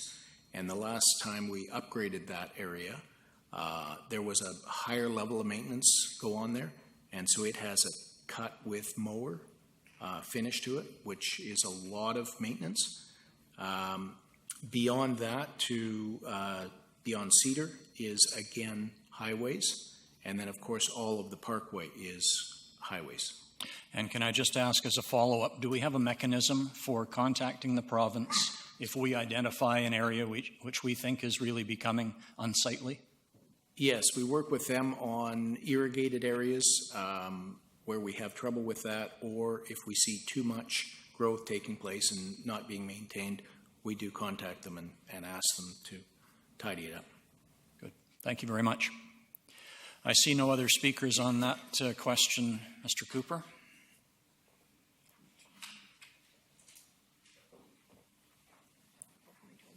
I'm sorry. Good evening. Don Bonner from Nanaimo. I have 15 comments and recommendations. They're very short. I could just whip through all 15 of them if you like. I brought a copy. I'll give to staff with your permission. 5 minutes. I will go as fast as I can. My comments are regarding the council and the core review, and a couple about staff. So start off with 1C1, adopt a 2012 vision created or create a new one, a strategic plan. I don't really believe that Council has done a good job in adopting 2012 strategic plan and instead have just picked 5 priorities, a wish list that they want to pursue. To take a 2012 plan and add to it and extend it to 2019 only means that the last time an extensive consultation was done with the public took place 4 years ago, and when the plan will be done, it'll be 7 years old. My recommendation is that the Council needs to do is scrap the 2012 strategic plan and start a new one with extensive public consultation. Regarding 1C2, articulate a full range of community goals. This is a great idea. I would like to see this done. I'm not aware of that being done so far, and once again, this would require extensive community consultation, which is a good thing.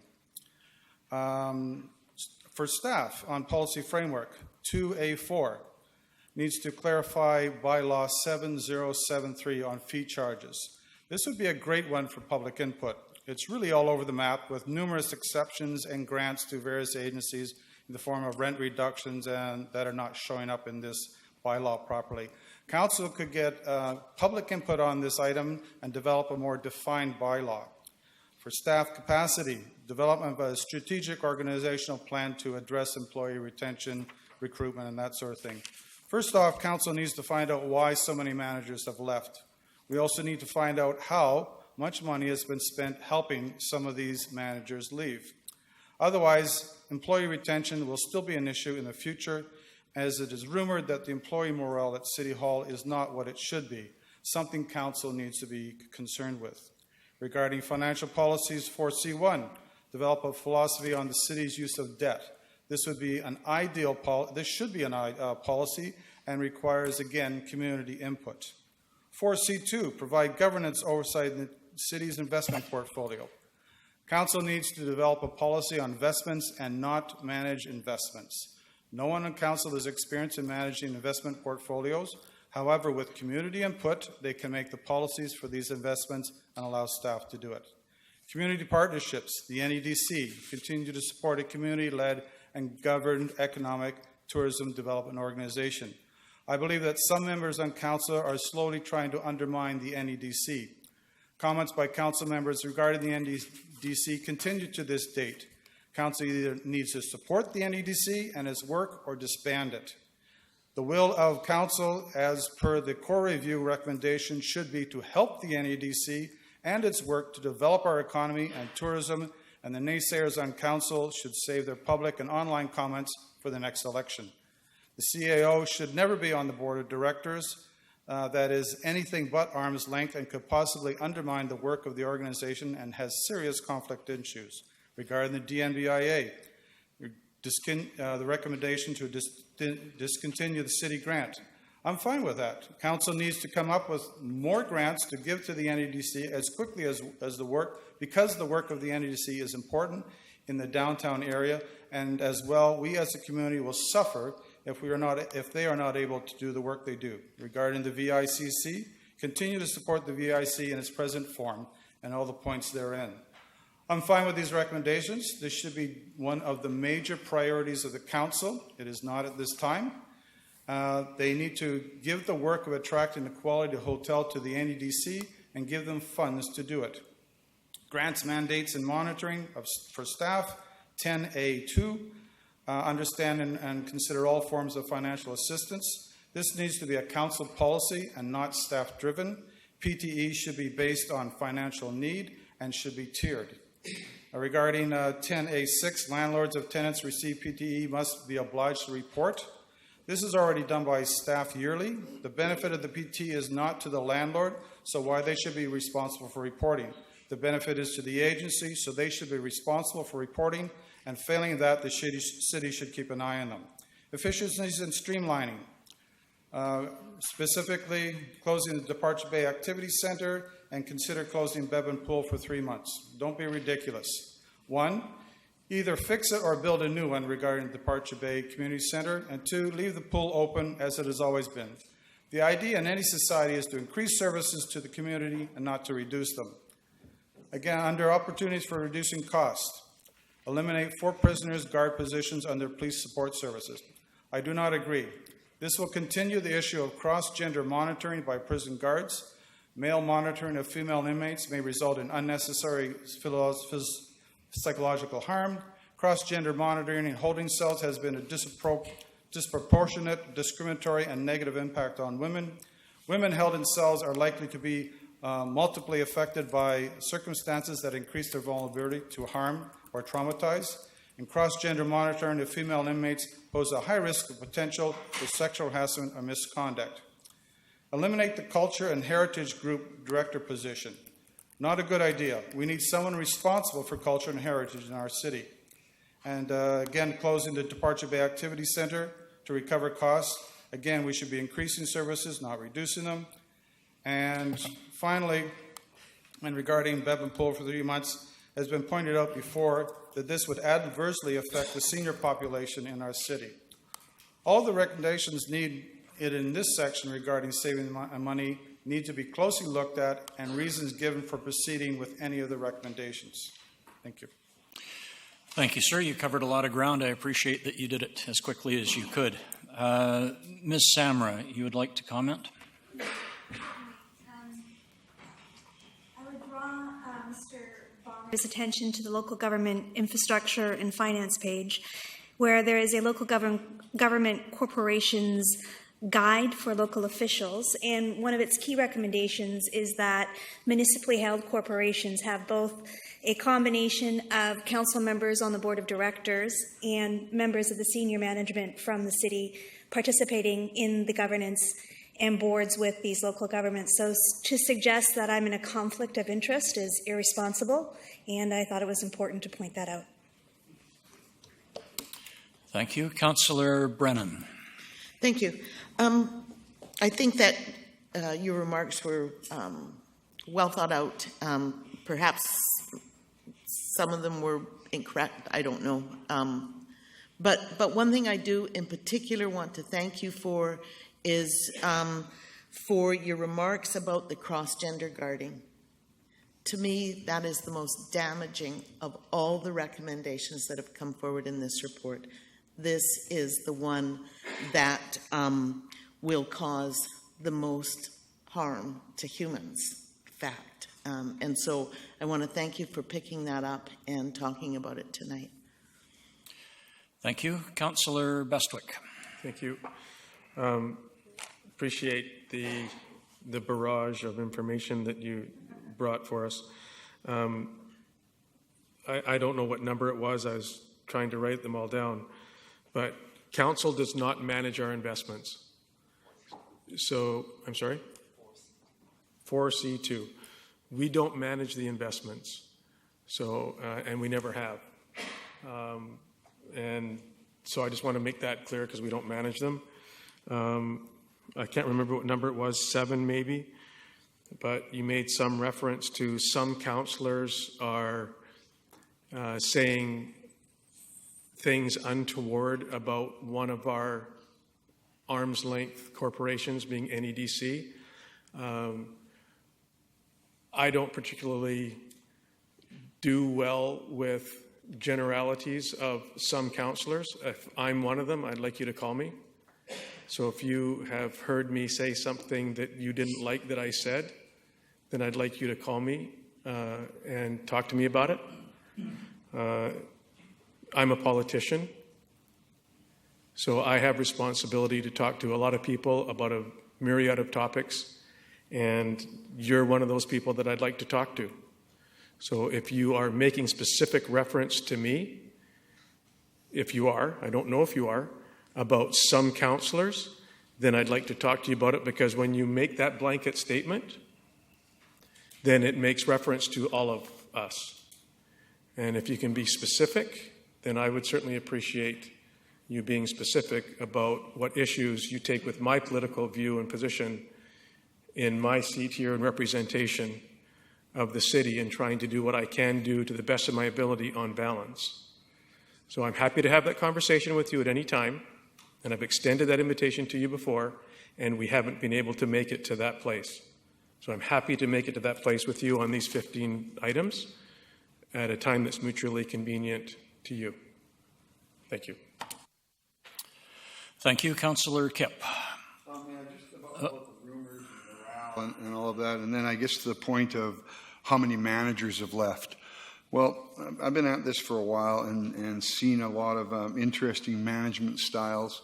What we've done over the last little while, many of the people, and I think you got that email, Mr. Bonner, that many of the people left to improve their status in their business of local government.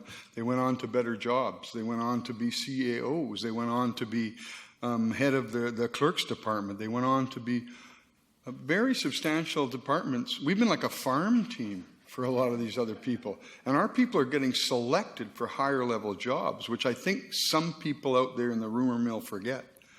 So from my perspective, and then when I look at span of control versus just a ratio, so many people under one manager, well, that really doesn't cut it with me. And I didn't think the report did a good job on span of control. That is, what functions are reporting to that manager? And can he manage or she manage those 5 or 6 or 7 functions that come at them? I can have 500 ditch diggers under me, and I can division them up or branch them out so I can control them with a breakdown and have only so many people reporting to me. So when I have managers that I see without even a line working below them, I have to wonder for efficiency. And I would suggest you check out Brantford right now. They've fired 21 managers. We're a bit more decent than that sometimes. We let them go to better jobs. So I appreciate the fact of rumors and rumors and rumors, but there has to be some fact behind it and some investigation. And from my perspective, we've done some efficiencies in that level, and the city is still operating. And I don't actually appreciate the fact that it's based on rumor. So thank you. Thank you. Councillor Yoakum. Thank you. I'd just like to make a comment on, from my observation around the morale seems, my limited time, morale seems pretty good. Just want to relay that. I made it no secret during my campaign that I thought we were top heavy in management, and those officials I'm talking about were, we don't need 3 managers for 3 or 2 managers for this and that when one person can do it. So I'm pleased that Ms. Sammer has been able to streamline so we can keep the pool open and do more services. So, and they're doing a great job what we have in place. So in regards, I want to share that piece about the managers and the morale. What I seems pretty good, but the morale isn't my responsibility. My morale is make sure Ms. Samra has the tools to keep the staff morale there and let her do her job. But from my observation, the morale seems a lot better now than it was a year ago. And if we were and thirdly, to conclude, I'm really pleased we're in this new era in Nanaimo, because the old regime would never even had this conversation. We would never had a core review, and we would not be allowed to talk about some of the things we're talking about today.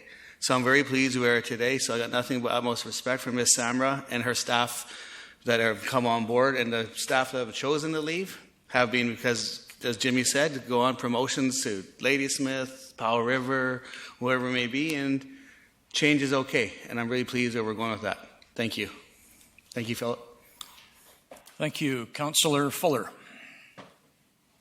That was a lot of work put into that. I really appreciate it. I particularly like the idea of taking the DNBIA's money away from them and giving it to the NEDC. I'm sure the DNBIA will think a heck of a lot about that. That's a good one, though. And there are some recommendations, and maybe we could balance that too. With regards to the guard positions, it says eliminate 4 positions. It doesn't say which 4 positions. Nothing's written in stone. It's a recommendation. I believe we're one of the only communities in Canada that actually has both guards working at the same time. So we're a trendsetter. We like to be a trendsetter. Like Councillor Kipp was saying, we allow our managers to leave to better jobs, and we congratulate them when they do, and we have little parties for them. So all of these things are just recommendations. None of it is written in stone. We're going to look at each and every one of these, and we're going to do what's best for the community, I hope, and I hope the community would respect us to do that. That's why they elected us. So I really appreciate this. We've got the copy of it. I actually want a copy so I can refer to it in future times. Some good stuff. And yeah, the DNBIA thing, I'm thinking that one might work. That's just. Thank you, Councillor Fuller. I see no further speakers, Mr. Cooper. I am keeping an eye on the clock, and I know our town hall portion of this meeting was scheduled to go to 9 o'clock. So if there's still some questions, we can deal with as many as possible in the next 12 or 13 minutes, but we will be recessing at 9 o'clock.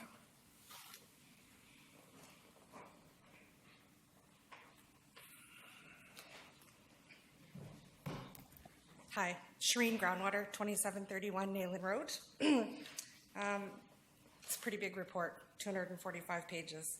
So I'll make my comments brief. Some of them you've probably already heard tonight. I have to make a couple comments on some of the stuff that I've heard. I think that our city workers here are well-deserved paying citizens of this community. And if we didn't have those good paying jobs, we wouldn't have the money to spend at those small businesses here in this community. So I don't think that CUPE bargains too harshly for the members that are there or the firefighters through IAFF. I think that we need to keep our garbage in-house here.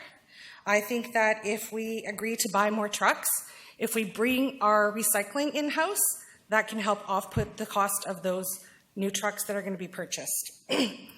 I heard someone talk about the RCMP. If you think the RCMP is too costly, why don't you bring in private policing forces here? It's an option. The prison guards, someone talked about it earlier. I fully agree with what he said in regards to you're going to be eliminating 4 positions. The women are vulnerable women in those situations. They don't need to be put into a situation where there are men as their bodyguards or their security guards. And lastly, Beban Pool. You've heard it over and over.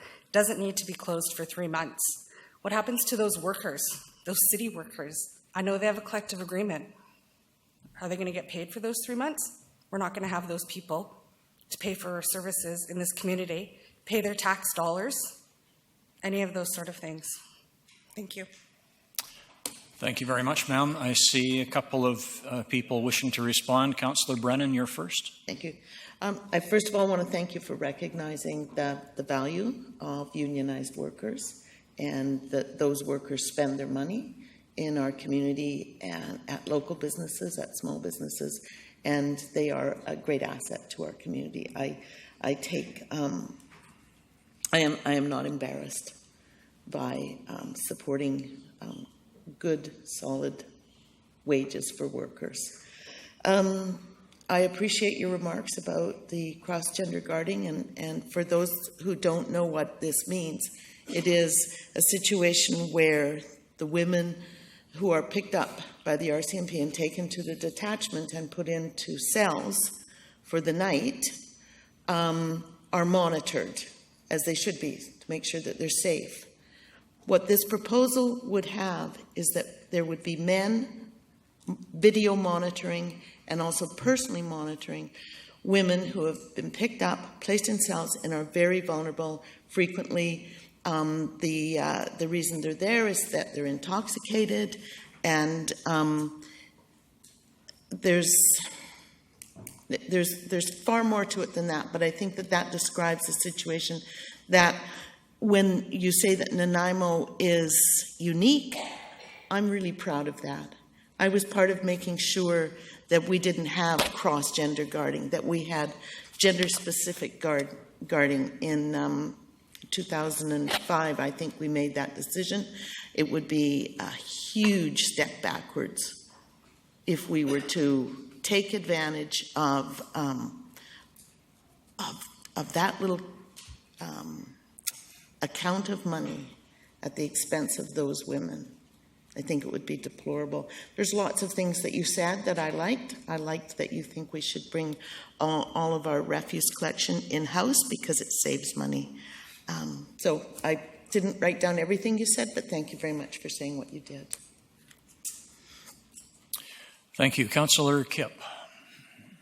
Just on the fact that I haven't looked at a current study, but I look at it on RCMP versus unionized police forces, and from what I understand, the unionized police force is a lot more expensive, and that's one of the things.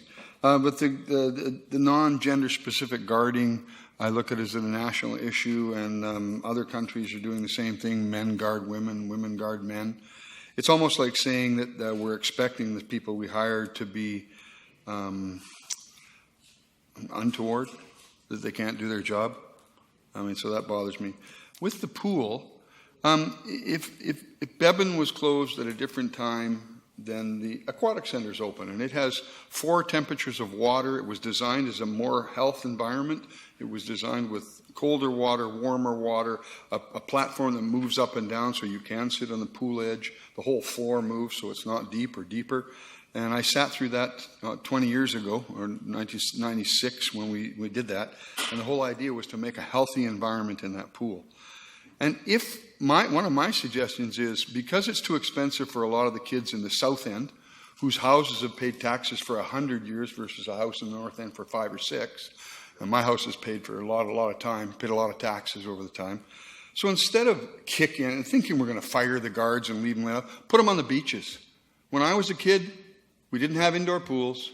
We knew how to swim outside in the creeks and the ponds, and this is a natural environment that gets people out to a healthy environment. I had some German friends here for 3 weeks, and they couldn't believe the places we have to swim within 15 minutes of my house. And to say that kids who can't go in the pools and can't afford them, we put our lifeguards on the beach for the summer. That's where the kids need it. It's for the future. It's for the children. It's not for a bunch of retired adults. We subsidize our swimming pools, our arenas. Hundreds of millions of dollars a year is subsidized for our pools. $1 That was one of the complaints staff had when I voted for the big pool. Staff wanted a small pool. Didn't want to be the swimming hole for Vancouver Island. I voted to be the swimming hole, to be the big pool, to make it nice. That was 1996. And we have another pool that's open in Beban on Bowen Park. It's open during the summer. I've rented it. It's a great pool. But put the guards out. Don't lay the guards off. Put them out at the lake. Put them out at the river. Put them somewhere where kids can go swimming. Instead of a guard keeping kids off the blob of cement at the dam, put lifeguards up there. That's my view on why I would think of closing the pool, to make it a bit more equitable for the children in the community. Thank you. Thank you. Councillor Bestwick. Very quickly, we heard earlier about some of the islands and whose jurisdiction they are, and how it's going to cost us more money. When the lifeguards are off for the 4 to 6 weeks, and they do help maintain and do the cleaning that they can do, we can send them outside and clean up the islands. So to the gentleman that brought that forward, there's lots of things for people to do. Nobody's losing their jobs. Nobody's getting laid off. That we can find work for everybody, because there's lots to do. There's always lots to do, and there's always more to do than what we have people for. So I'm sure that we can find a place if we're closed for 4 weeks or 6 weeks or whatever the number is. Thank you. I see no further speakers, Mr. Cooper, and I see we have about 5 minutes left.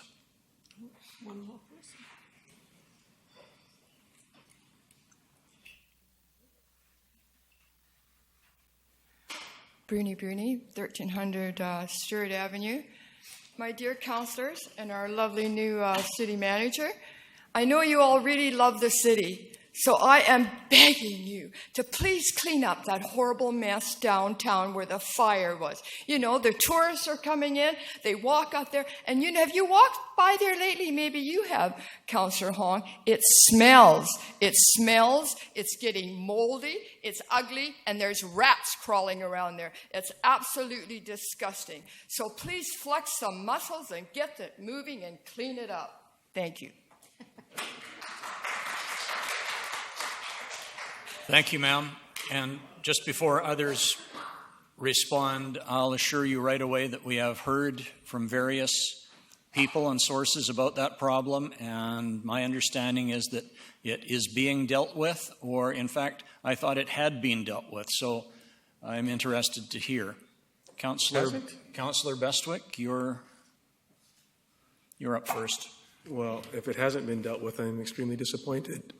But my day has been brightened. I don't know where you've been, Bruni, but I'm thrilled to see you back here. So please be a frequent visitor. Please come back more often. Thank you. Councillor Fuller. You brought up some very good points, Bruni. Yes, they have cleaned it up, but it's still a mess. If you can figure that one out. They have cleaned it up, but it is still a mess. And part of that property is city property, so it's up to us to clean that part of the property. And with regards to the building, this is what irritates me, is we've got buildings that have been boarded up in this city for decades, and they're still boarded up.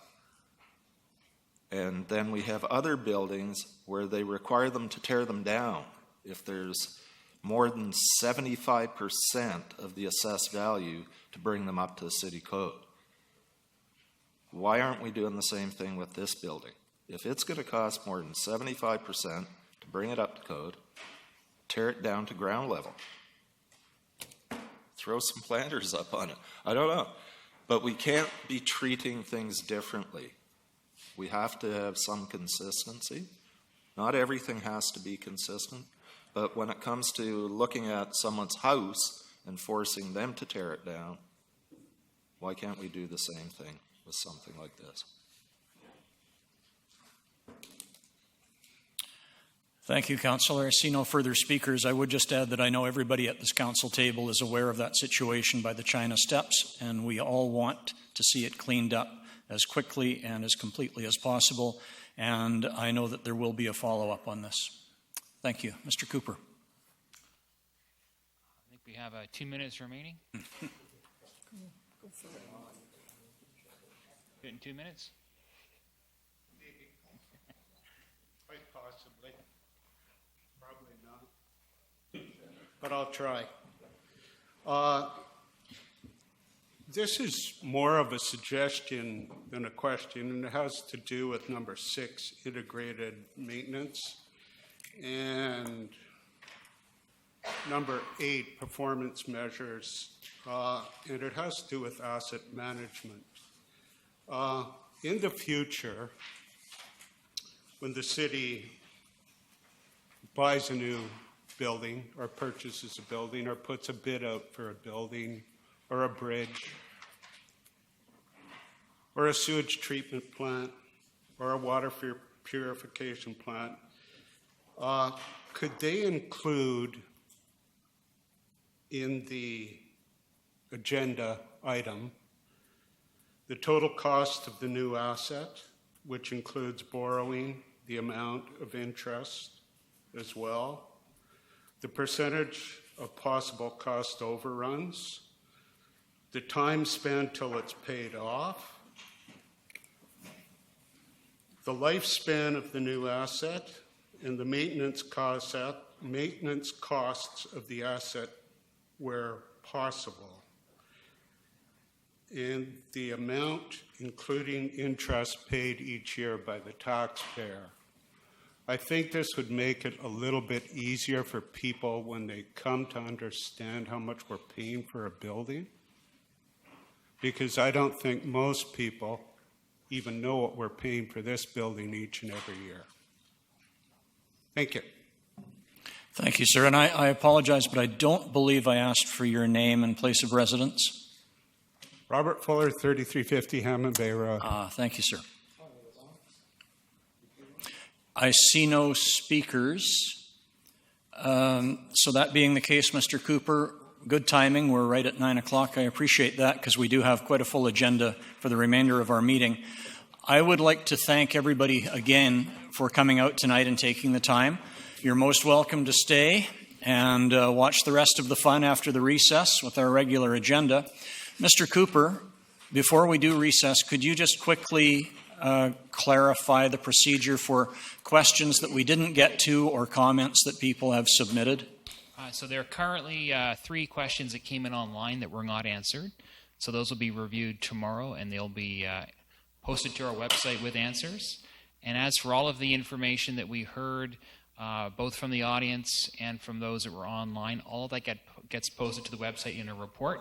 So members of the public can go in and see the complete battery of comments and questions that were collected over the last 2 weeks. Thank you very much.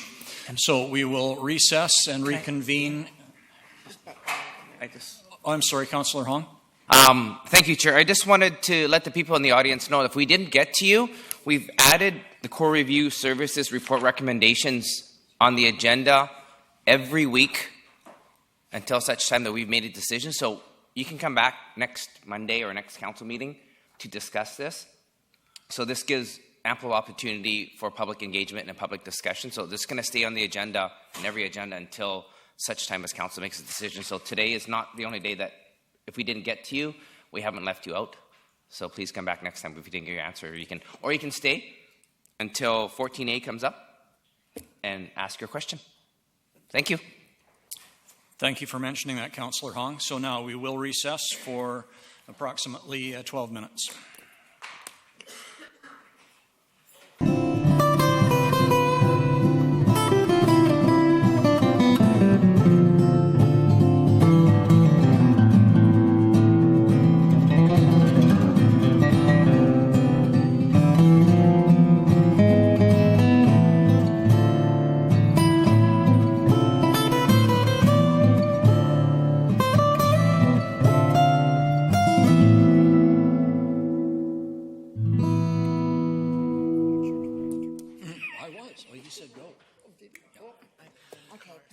Welcome back, everybody. I'd like to reconvene this regular open meeting of Nanaimo City Council.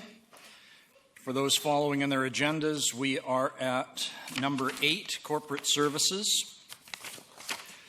And our first item under Corporate Services is 2016 Grants Advisory Committee recommendation. The purpose to obtain council approval regarding the permissive tax exemption and other grant applications recommendation. Now, there are a total of 9 separate recommendations. I've been advised that we can deal with them together, but I do need to read them individually. So what I propose doing is reading the 9 separate applications. Some of them have been recommended as awarding the tax exemption. There are some where the recommendation is to deny. So when I have read the complete list, council is welcome, of course, to ask questions about any of the individual items and then make a motion to accept the staff recommendation as it stands or adopt some or parts of it. So the staff recommendation, the motion is that council, number 1, award a permissive tax exemption for the 2017 tax year to the Nanaimo Disability Resource Center Society. Number 2, award a permissive tax exemption for the 2017 tax year to the BC SPCA. Number 3, award a permissive tax exemption for the 2017 tax year to the Boys and Girls Club of Central Vancouver Island. Number 4, award a permissive tax exemption for a 1-year period for the 2017 tax year to the Nanaimo Auxiliary to Nanaimo Regional General Hospital. Number 5, the recommendation is to deny a permissive tax exemption for the 2017 tax year to the Community Futures Central Island. Number 6, the motion or the recommendation rather is to deny a permissive tax exemption for the 2017 tax year to the Enchanted Woodland Children's Society. Number 7, the recommendation is to award a permissive tax exemption for a 1-year period for the 2017 tax year to the Nanaimo Recycling Exchange Society. Number 8, recommending awarding a permissive tax exemption for the 2017 tax year to the Basic Christian Community Association. That's the Bethlehem Center. And finally, number 9, the recommendation is to deny an other grant to the Vancouver Island University Foundation in the amount of $5,000 towards their Malaspina Theatre seat renewal campaign. Councillor Pratt. I would like to I'm sorry, Councillor Pratt. I saw Councillor Brennan was there first. Oh. Yeah, I just have a couple of questions. The Enchanted Woodlands Children's Society, what was the amount that they had requested?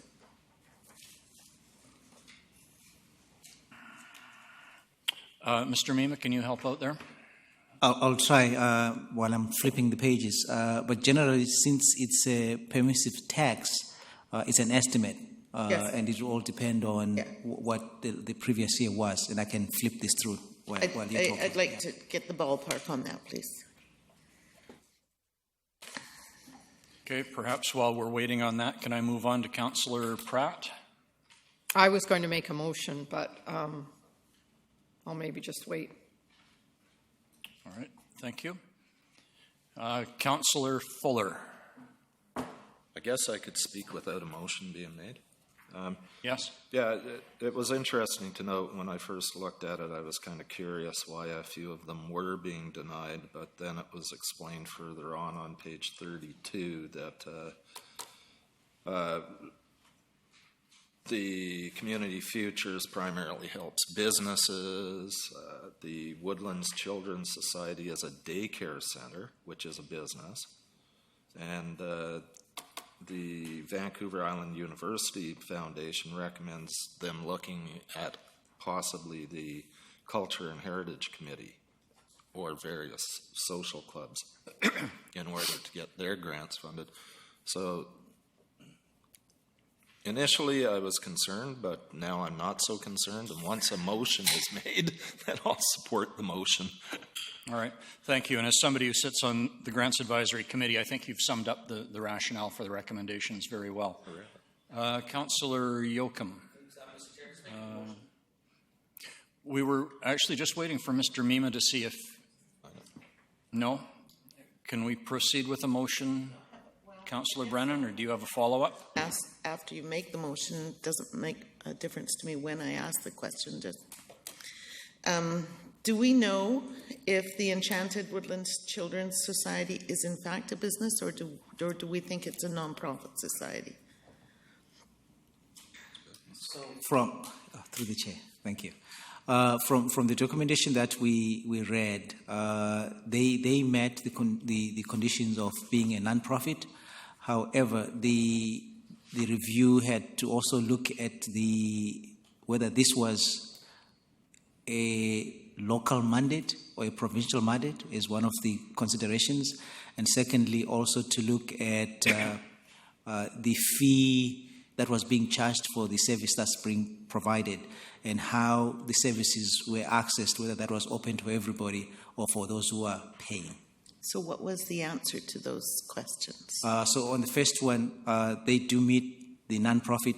On the second one, childcare is not a local government mandate.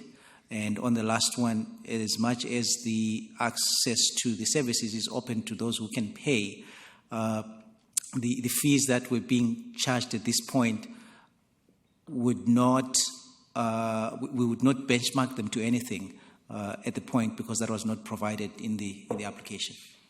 Thank you. Thank you. Councillor Pratt, I believe you were next, and then Councillor Yoakum. I think Councillor Yoakum wants to make the motion, so I'm more than happy to go ahead. I'll second that. Councillor Yoakum. I just make the recommendation to approve regarding permissive tax exempt other grant applications recommendation by staff in the list of 1 to 9. The recommendation is 1 to 9. Thank you, Councillor Yoakum, seconded by Councillor Pratt. Any other discussion on this item? Councillor Fuller, I still have your name here. Are you Councillor Brennan? Thank you. I'm not going to support the recommendation based on the Enchanted Woodland Children's Society, because that provides childcare services. And when we talk about children who live in poverty, one of the most important issue there is childcare expenses for families. Families cannot afford the childcare expenses, and that's what pushes them down into poverty. When you look at the affordable wage, if childcare doesn't have to come out of a person's wage, then that changes the whole structure of the living wage. So childcare is really important. This is a non-profit society. No, it's not mandated by the province or anybody else, but we've taken it on ourselves to have a poverty reduction plan. Childcare is the key to moving children out of poverty. So I won't support a motion that doesn't assist them with their expenses. And with regard to Community Futures, that too is a nonprofit society, and it's not a fund to fund businesses. What Community Futures does is when I want to open a business or I want to expand my business and the bank won't give me the full amount of money I want, Community Futures helps to leverage that money to them. So it's an economic development driver for this community. So for those two, I think they should be funded, and so long as this motion denies them funding, I won't support the motion. All right, thank you. I have Councillor Fuller next. Yeah, I'm still having some difficulty in seeing these as not-for-profits because they are business-oriented. And I trust the Grants Advisory Committee to make those determinations, and I imagine Councillor Thorpe will have some more information on this as we move forward with the debate on this, but I'm still going to support the committee's recommendation because they can always come back again. Thank you, Councillor Fuller. I can assure you that both of those items received healthy discussion at the Grants Advisory Committee. I'll let Mr. Mima speak to it, though, if he wishes to. I'll just speak to Community Futures. By virtue of operation of law, you would not approve that because you are, by the community charter, not allowed to assist a business, and that's exactly how we arrived, how the committee arrived at that conclusion. Thank you. Thank you. Councillor Bestwick. Thank you. I'll be supporting the recommendation and the motion, and I have a question as it relates to the Enchanted Woodland Children's Society. Would the savings necessarily be passed on to the families? So if it's a $1,200 or whatever the amount is of a permissive tax exemption, do we even have the ability or control to say that you look after 10 kids, so every family that has a child there is going to be the beneficiary because your rate's going to go down? That's number one, which I don't think we probably do. And number two would we be setting a precedent for every single daycare center in Nanaimo to come and ask for a permissive tax exemption? And this isn't the narrative isn't to support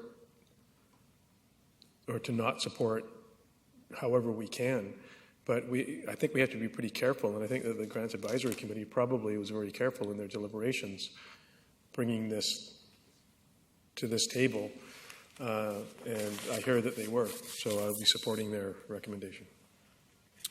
Thank you. Are there any other first-time speakers? If not, Councillor Brennan, and then I think I'll call the question. Sure. Just a question. You said that, and I don't want to contravene the regulations here, so you said that Community Futures, in your view, was a business. So can you tell me, did you check to see if it was a registered nonprofit?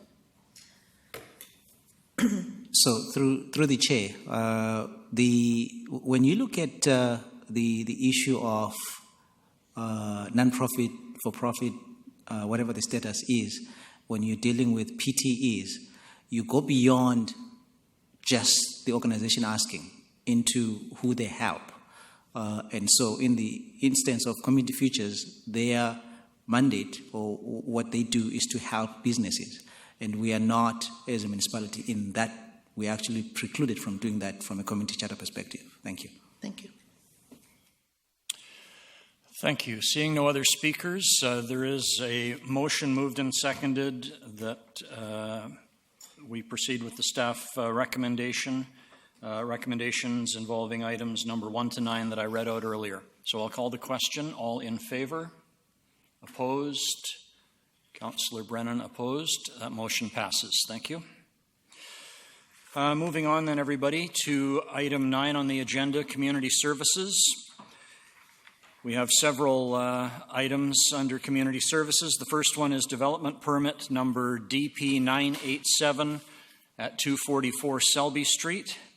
And I understand we have a delegation, Mr. Jerry Ellens, Ellens Architect.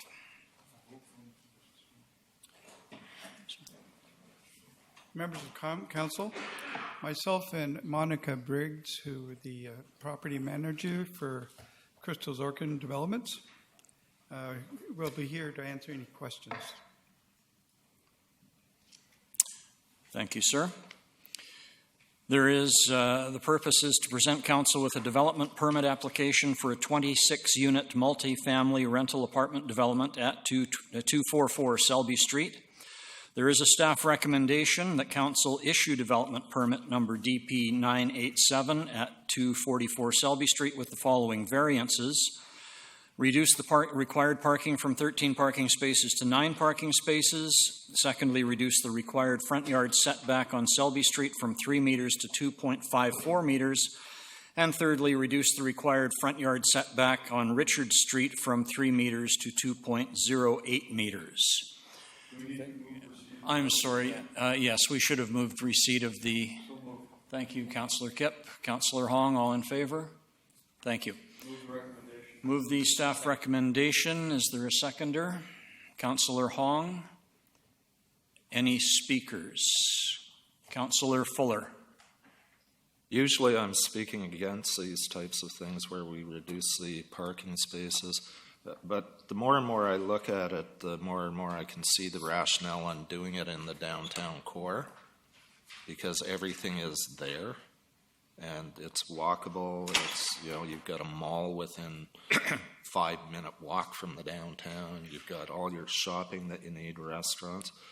So I can actually see doing it in the downtown core.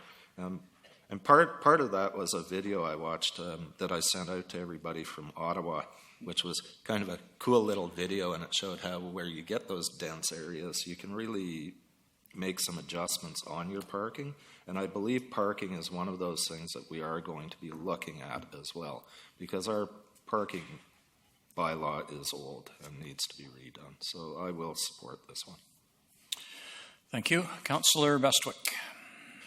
Thank you. I too, like Councillor Fuller, will be supporting this, and not like me when there's parking variances. That said, the Design Advisory Panel has suggested or recommended 2 electric car recharging stations have been provided. And most recently I visited a 40-plus unit apartment in the North End with 4 electric charging units. And there's not one electric car that's a resident there, but nobody's allowed to park there because it's for, and they're underground parking, where the majority of the parking is not underground, and there's not drop off and pick up locations, and the handicap, if you will, location is outside and further away from the underground parking than the electric charging stations, which doesn't make sense to me when there's 4 of them and there's not a single electric car in the as far as the 40-plus unit residents.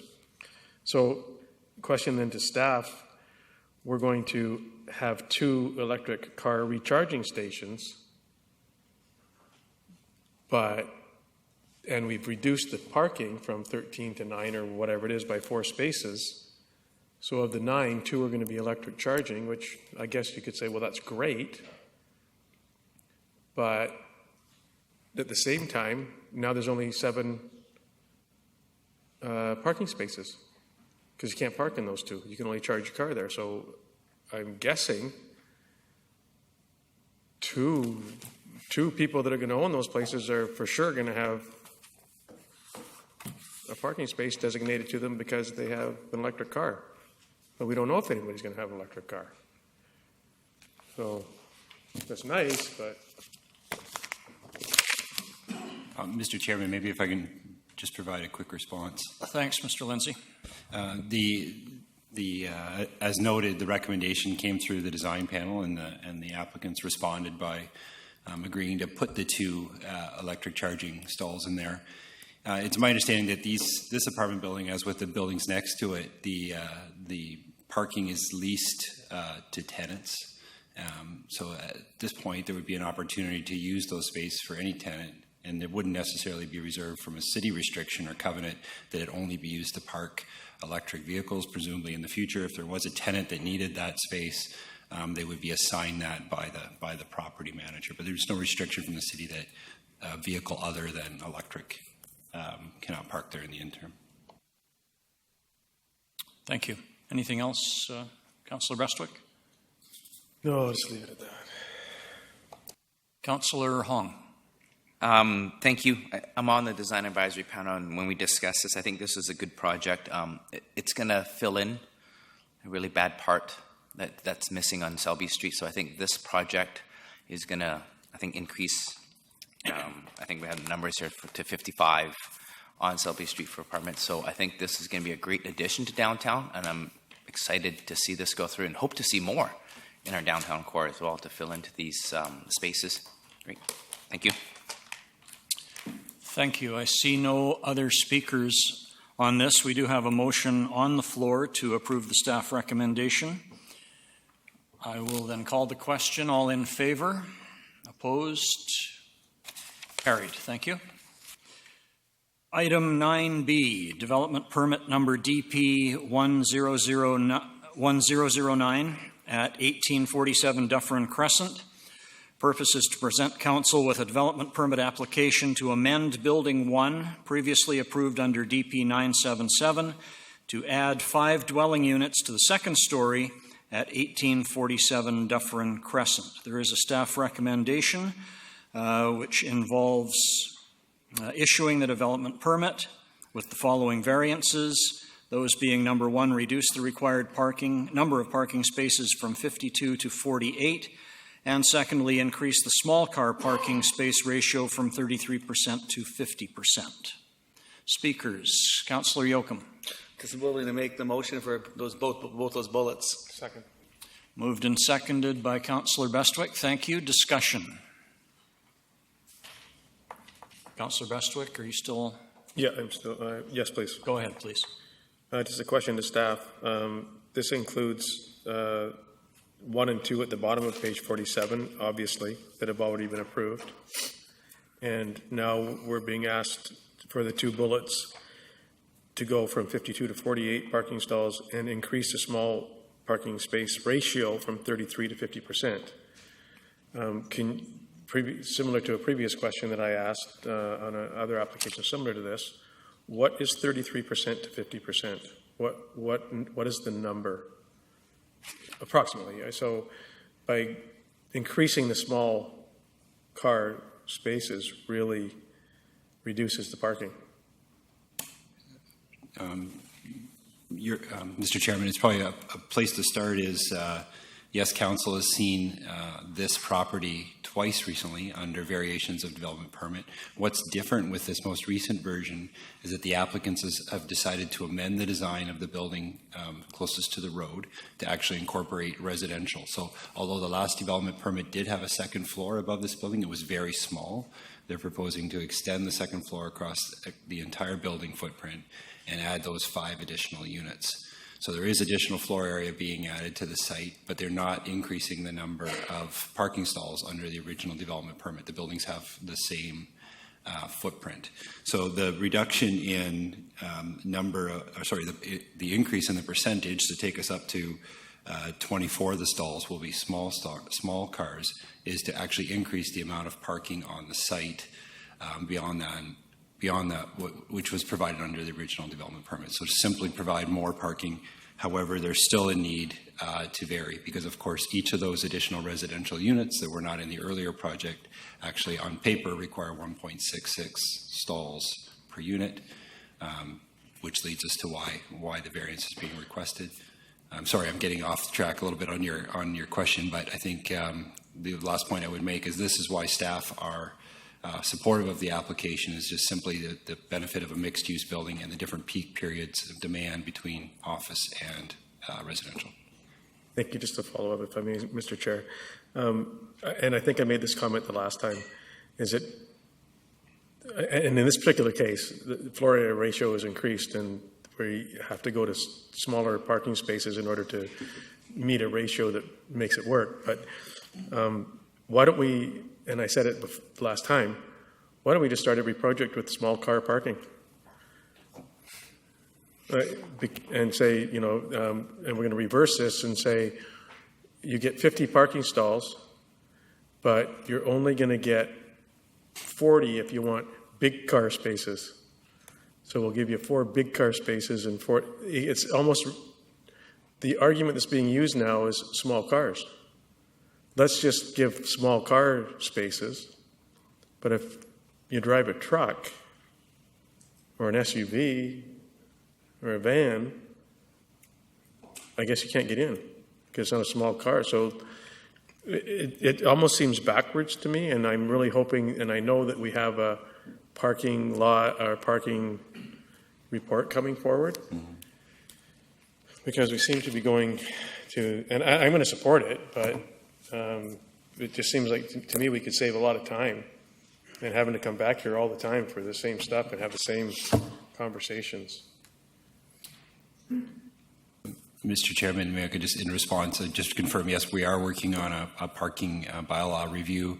I think it's, you could safely describe the existing bylaw as antiquated. It's been with us in its basic form for a couple of decades, if not more now, and there's really a need to relook at it, both from the perspective of our OCP and our transportation policies, but also just reflecting what's on the ground. A lot of those assumptions were made about vehicle sizes, the assumptions that were made about vehicle demands have changed in those periods. So I think we need to update this bylaw, and that's the work that's currently being undertaken by staff, and we're excited to bring that forward to council in the near future. Thank you, and I certainly look forward to that bylaw revision. I have several other speakers. Councillor Brennan, you're next. Thank you. I just want to thank you for the explanation. It was a good one. It was enlightening, and it gives me hope for change in this area of our policy. I really like this application. I really like that there's going to be housing, for want of a better word, on the second floor. I think that's something we have been wanting to see more and more of, and this is evidence that it can work. I think for a long time we were not certain that it would work, but it looks like this applicant has confidence in that type of housing. That's great, and I like the reference to the complete neighborhood, because I think that's what our transportation policy tells us we're striving for. So this is good. This is a great little application. I like it a lot. Thank you. Councillor Hong. Thank you. I don't have a problem with this, but because of this amendment, shouldn't this go back to Design Advisory Panel? Because that's the question I have, because this is a substantial change. This is not a variance. You're adding another floor.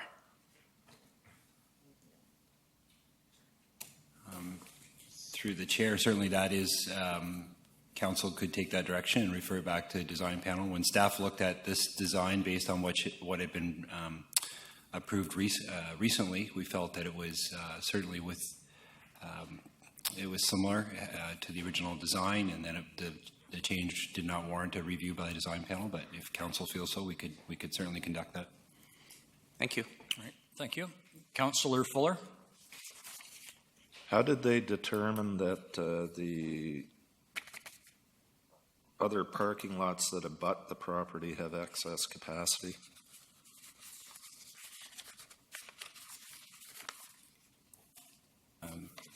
I believe you're referring to a portion of the report that has the applicant's rationale, so that may be a better question to pose to the applicant's agent. Don't think so. There is certainly an access agreement with the neighboring properties, but there is no reciprocal parking. Yeah, no, this is page 49. It says, oh, okay, the applicant's rationale. Sorry. Yeah, you're right. Okay, I was just curious. Thanks. Thank you. I see no other speakers. There is a motion moved and seconded on the floor to approve the staff recommendation. Seeing no other discussion, I will call the question then. All in favor? Opposed? That motion carries. Thank you. And that takes us to item 9C, development permit number DP 1010 at 4535 Uplands Drive. Purpose to present council with a development permit amendment application for a proposed two-story commercial building as previously approved under DP 864 to add 8 dwelling units to the second story at 4535 Uplands Drive. There is a staff recommendation that council issue a development permit with the following variances. Number 1, reduce the required number of parking spaces from 40 to 35. Secondly, increase the small car parking space ratio from 33% to 37%. And thirdly, reduce the required number of loading spaces from 2 to 1. Councillor Yoakum. Again, Mr. Chair, I'd like to make the motion to all 3 bullets of staff's recommendation. Thank you. I heard Councillor Bestwick second that first. Moved and seconded. Discussion. Councillor Bestwick. Thank you. Just a question to staff under background. The permit DP 1010 amending 864 was approved in 2014, April 23. Is the reason for the delay in getting here on the developer's part? Is it on like it, so? And we approved it 2+ years ago. So is the, obviously you wouldn't be here if the timelines and everything haven't been looked after. But it's a long time. Mr. Chairman, DPs are good for 2 years and then can be further renewed. In this case, the applicants did not elected on their own not to proceed to the next step, which would be building permit.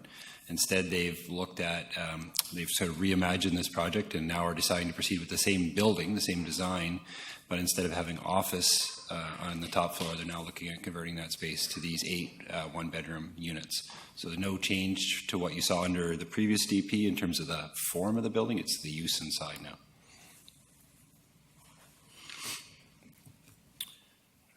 Good. Councillor Bestwick? That's fine, thank you. Thank you. Councillor Hong. Thank you again, and I think this should go back to should have went back to the design of advisory, but did they have to get this rezoned? Or, like, I just want to know the public process. Are we pulling a fast one over on the public? I know that the building hasn't changed much. They've just changed it to dwelling units instead of office space, but I don't remember because I can't recall this one, but what was it zoned for that specific lot, and have they changed it, and do we need to put a sign up to let the public know that this is a change? Mr. Lindsay? Thank you, Mr. Chairman. So it does comply with the current zoning, which is Core 3. The property was zoned Core 2 and was rezoned to Core 3 at a time when they wanted to proceed with just office. The Core 2 actually requires the mixed use. While the Core 3 allows for it, it doesn't require it. So they're very much going back to what was what would have been permitted under the original zoning of Core 2, but it is certainly in keeping with the existing zoning. Thank you. Thank you. I see no further speakers on this item. We have a motion moved and seconded to accept the staff recommendation, so I will call the question. All in favor? Opposed? Carried. Thank you. Item 9D is development variance permit number DVP 293 at 982 Douglas Avenue. Purpose is to present council with a development variance permit application for a minimum lot depth variance at 982 Douglas Avenue in order to facilitate an 8-lot subdivision. It is requested that council hear anyone wishing to speak with respect to DVP 293. Is there anyone here this evening? Second call. Anyone wishing to speak to this? And a third call. Anyone wishing to speak to DVP 293? Seeing nobody, there is a staff recommendation that council issue development variance permit number DVP 293 at 982 Douglas Avenue to reduce the minimum lot depths as follows. Lot 1 from 30 meters to 29.46 meters. lots 2 and 3 from 30 meters to 29.45 meters, and lot 4 from 30 meters to 29.70 meters. Moved by Councillor Pratt, seconded by Councillor Kipp. Thank you. I see some discussion. Councillor Hong? No, that's previous. Oh, sorry. Councillor Bestwick? No? No discussion on this item then, so we have a motion moved and seconded to accept the staff recommendation with the variances as I read out. I'll call the question. All in favor? Opposed? Carried. Thank you. Item 9E, Development Variance Permit Number DVP 294 at 6320 Brannon Lake Road. Purpose to present council with a development variance permit application for a covered deck located within the front yard setback. And it's requested that council hear anyone wishing to speak with respect to DVP 294. Is there anyone here this evening? Please come forward, sir. If you could give us your name and a place of residence.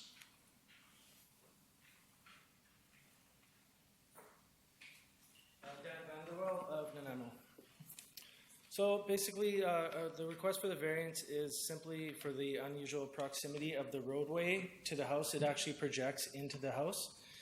The deck is actually only 0.8 meters away from the road, so it actually doesn't meet it exactly at 0. And the used portion of the road is actually over a meter away as well. So.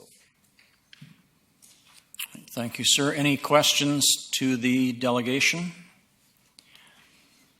Seeing none, thank you, sir. Can I have a motion to receive the delegation? Councillor Bestwick, Councillor Brennan, all in favor? Opposed? Carried. We do have a staff recommendation that council issue development variance permit number DVP 294 at 6320 Brannon Lake Road to reduce the required front yard setback from 7.5 meters to 0 meters in order to permit a recently constructed covered deck. So moved. So moved, Councillor Brennan. Seconded, Councillor Pratt. Discussion, Councillor Brennan? Nope. Thank you. Councillor Bestwick? No, I'm not taking you off. Councillor Fuller? Yeah, I'm curious as to why this one would come up in this way when further on down the road in the agenda we have bylaw contravention notices with construction completed without a building permit, and yet this is construction completed without a building permit. And it's not in the bylaw contravention notice section, it's by itself right here. It seems that, it's that old thing, you build it and then ask for forgiveness later type of thing. I get why they're doing it. I don't have a problem with it being done, but it's just the way that things are getting done. Let's just build it and then they'll come, they'll find out, and then we can ask for forgiveness and the city will forgive us. Mr. Lindsay, did you wish to comment? Mr. Chairman, I would just say that in this case, the applicant's working with us to obtain the necessary permits, and part of that is, the first step is getting the approval for the variance from council. So if there is a building permit that is required, we're in a position where we cannot issue it until we first get the variance request. Thank you. It just seems backwards to me. Let's build it and then we'll get the variance, and we'll have to go to council to get the variance. So it's just kind of backwards. I see no further speakers, and we do have a motion moved and seconded that council issue the development variance permits as per the staff recommendation. I will call the question then. All in favor? Opposed? Carried. Thank you. Item 9F, rezoning application number RA 367 at 615 and 699 Harewood Road. Purpose is to present council with an application to rezone 615 and 699 Harewood Road from single dwelling residential R1 to townhouse residential R6 in order to permit construction of an 11-unit townhouse development. And I understand we have a delegation, Mr. Glenn Hill. Please come forward, sir. And if you would give us your name and place of residence for the record. My name's Glenn Hill, the Hogan Curiff Architects, 102 Dublin Way in Nanaimo. Thank you, Your Worship and members of Council, for taking the time to allow me to speak. I would like to express our support for this application. I'm representing the current owners as their designer and architect for this project. I'd like to just outline a few points describing our process to date. After a number of meetings with the City Planning Department, we determined that an R6 rezone would be a supportable zone for this site.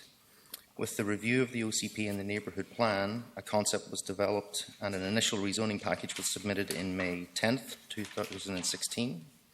On behalf of our client and working with the City of Nanaimo Planning Department, we engaged with the Harewood community and property neighbours at an early stage to get feedback regarding the proposed rezoning, and this included distributing information letters. The letter is attached in a document that I can submit here.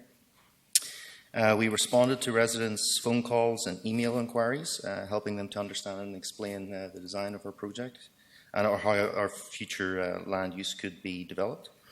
And then we attended the Harewood Neighbourhood Association meeting in June of 2016, where we had an opportunity to speak with local residents to get their feedback and listen to what their concerns were and record that. Feedback from the Neighbourhood Association or the neighbourhood meeting was recorded, as well as feedback and suggestions from various city departments. After discussions with the clients, it was decided that we should revise our study to acknowledge this feedback and improve our proposed land use concept. This revised rezoning package was submitted on July 19th, 2016, which is the information that you have in front of you right now. A few points to support the project. Location. The site is located at a prominent corner of Wikisai Avenue and Harewood Road.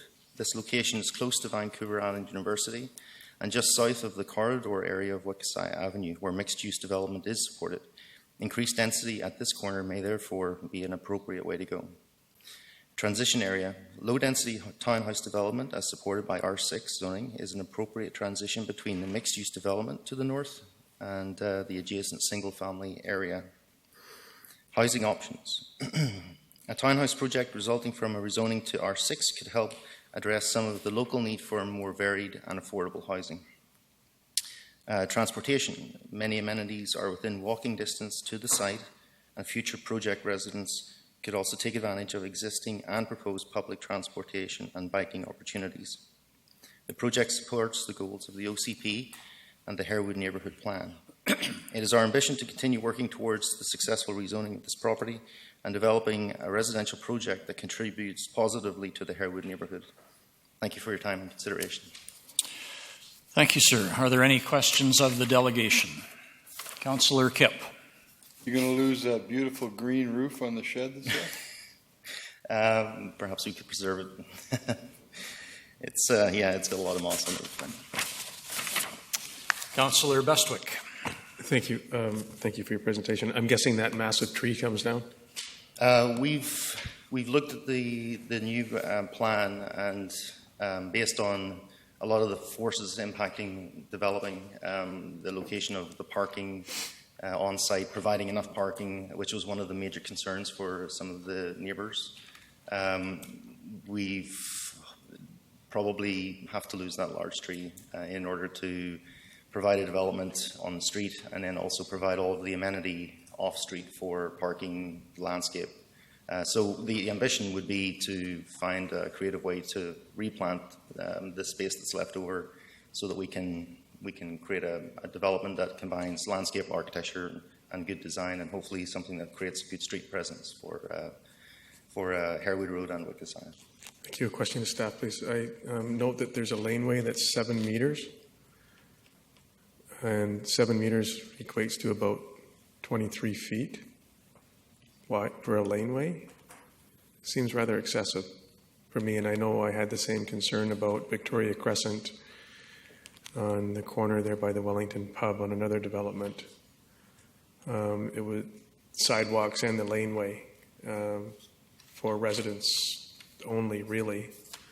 So I'm just, 23 feet wide is pretty wide. Mr. Chairman, that would allow for about 6 meters of pavement, but it would not include sidewalks under our lane standard. So the reason that it seems rather onerous to me on the developer to have a 7-meter wide lane into a property that is probably not going to have a whole lot of traffic on it. 18 parking stalls. People coming in and people coming out that live there. About, 40 feet long? The only thing I could add, Mr. Chairman, is that the staff are responding to the current city standards for lanes. So there certainly is opportunity through our engineering standards to review that. But at this time, our lane standard is 7 meters. Thank you. Thank you, Mr. Lindsay. Thank you, Councillor Bestwick. Any other questions of the delegation? Seeing none, moved receipt. Councillor Kipp, seconded Councillor Pratt. All in favor? Opposed? Carried. Thank you, sir. Thank you. There is a staff recommendation that Council receive the report pertaining to the City of Nanaimo Zoning Amendment Bylaw 2016 number 4500.099 and direct staff to secure a covenant for the registration of a service right-of-way, lane dedication, street trees, and the community contribution prior to the adoption of the bylaw, should Council support the bylaw at third reading. Moved Councillor Bestwick, seconded Councillor Kipp. Thank you. Any discussion? I'll call the question then. All in favor? Opposed? Carried. Thank you.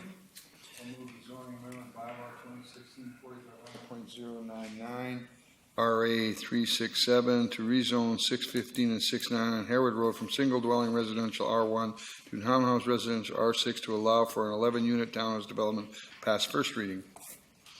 Seconded Councillor Bestwick. Thank you. Discussion? All in favor? Opposed? Carried. I move the zoning amendment bylaw 2016 number 4500.099 pass second reading. Seconded Councillor Bestwick. Thank you. Discussion? All in favor? Opposed? Carried. Thank you. That brings us to item 9G, bylaw contravention notice, construction completed without first obtaining a building permit at 2665 Lynburn Crescent. Purpose to obtain council authorization to proceed with the registration of a bylaw contravention notice on the property title of 2665 Lynburn Crescent. It's requested that council hear anyone wishing to speak with respect to 2665 Lynburn Crescent. Is there anybody here this evening? Second time of asking. Anybody wishing to speak to this? And a third call. Anyone wishing to speak with respect to 2665 Lynburn Crescent? There being none, I would so move that council direct the corporate officer to file a bylaw convention notice at the Land Title and Survey Authority of British Columbia under Section 57 of the Community Charter for the property located at 2665 Lynburn Crescent for construction completed without a building permit in contravention of Building Bylaw 2003-5693. Thank you, Councillor Bestwick. Seconded by Councillor Pratt. Any discussion? Councillor Fuller. This is the first one that I was talking about earlier. You know, we're looking at doing a section 57 on something. You build it, you ask for forgiveness. A section 57 is pretty much forgiveness. Question, how much does it cost the city to file a bylaw contravention notice? Mr. Chairman, I believe it's $75. Yeah. And is that charged to the residents, or do we pay for that? Do the rest of the taxpayers pay for all of these added up costs? Mr. Chairman, the city pays for those. However, for a notice to be removed, we do charge $300 to cover our costs. And okay, now you've led me to another question. How many times are notices to remove asked for? I don't have an exact number for you, but it's not uncommon, especially if someone goes to sell the property. It's often a condition of sale that that the notice be removed. So there may be some element of work that needs to be done on a house so that we can properly inspect it. It's certainly not in the hundreds, but I wouldn't be surprised if we did 5 or 10 a year. Gotcha. Thanks. Thank you. Thank you, Mr. Lindsay. I don't see any other speakers on this, and we do have a motion moved and seconded to accept the staff recommendation. So I will call the question. All in favor? Opposed? Carried. Thank you. Item 9H, bylaw contravention notice, construction completed without a building permit at 106 Fry Street. Purpose to obtain council authorization to proceed with the registration of a bylaw contravention notice on the property title of 106 Fry Street. And it is requested that council hear anyone wishing to speak with respect to 106 Fry Street. Is there anybody wishing to speak? Second call, anybody for 106 Fry Street? And a third and final call. Seeing no one, there is a staff recommendation. Councillor Kipp moving the recommendation and Councillor Bestwick second. Any discussion? I see none, so I will call the question. All in favor? Opposed? Carried. Thank you. Item 9I, bylaw contravention notices, secondary suites. Purpose to obtain council authorization to proceed with the registration of a bylaw contravention notice on the property title of the properties listed within the report. It is requested that council hear anyone wishing to speak with respect to the properties listed below. And what I will do, council, is I will go through the properties one at a time, asking if there is anybody wishing to speak. And then when we have gone through the complete list, we can deal with the staff recommendation or parts of it. So we'll start with number 1, which is 2803 106th Street, authorized secondary suite. Is there anyone here wishing to speak to that? Second call, 2803 106th Street. And for a third time, 2803 106th Street. Seeing none, on to number 2, 2881 Biscayne Bay, authorized secondary suite. Anybody wishing to speak to that? Second call, and for a third time, 2881 Biscayne Bay. Seeing no one, number 3, 2785 Country Club Drive, authorized secondary suite. Anyone here to speak to that one? Second call for 2785 Country Club Drive. And for a third time, 2785 Country Club Drive. Seeing no one, number 4, 2224 Departure Bay Road, authorized secondary suite. Is there anybody here this evening to speak to that? For the second time, 2224 Departure Bay Road. And the third time of asking, 2224 Departure Bay Road. Nobody here, thank you. Number 5, 16 4th Street, illegal secondary suite. Anybody here to speak to 16 4th Street? Second call for 16 4th Street. And for a third time, 16 4th Street. Thank you. Number 6, 6302 Invermere Road, illegal secondary suite.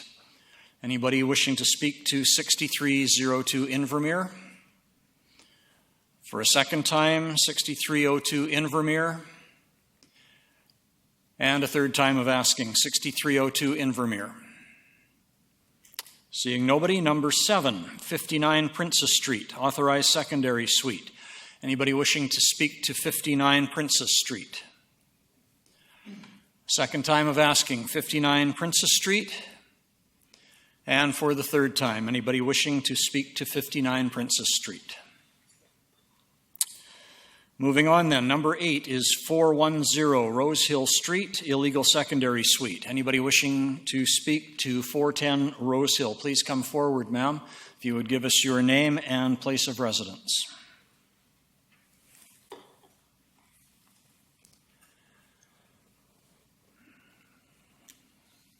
Good evening.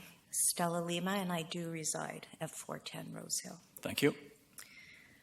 I had received the letter to be here today, and I came without assistance because I had asked to have a call back from either Sheila Guru or Steve Rutvin, and received nothing until 5 minutes before I walked out the door today, actually. I had a call from Steve, so I wasn't really sure what to expect today.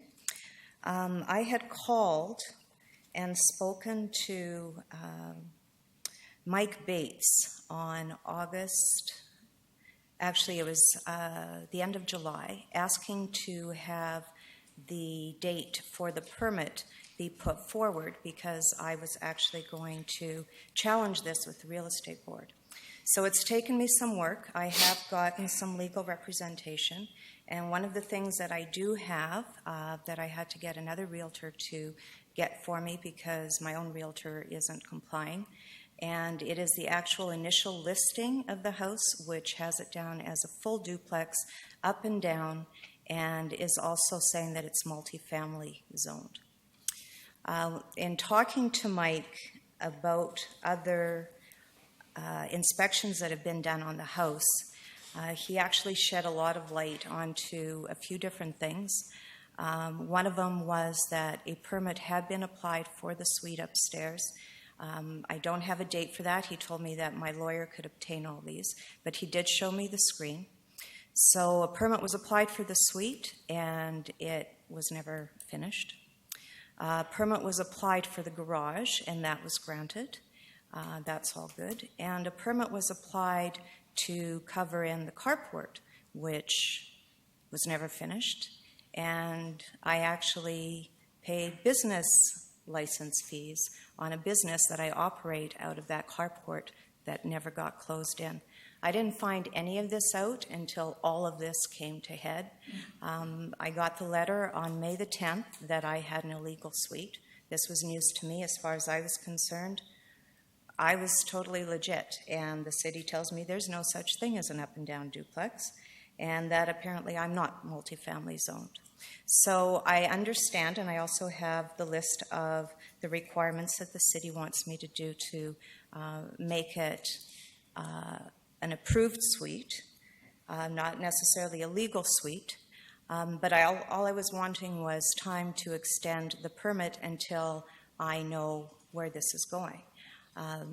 My idea actually is to have the real estate board cover the expenses, which I now have contractors, everybody ready to go. They're quoting me $5,000 to do what needs to be done.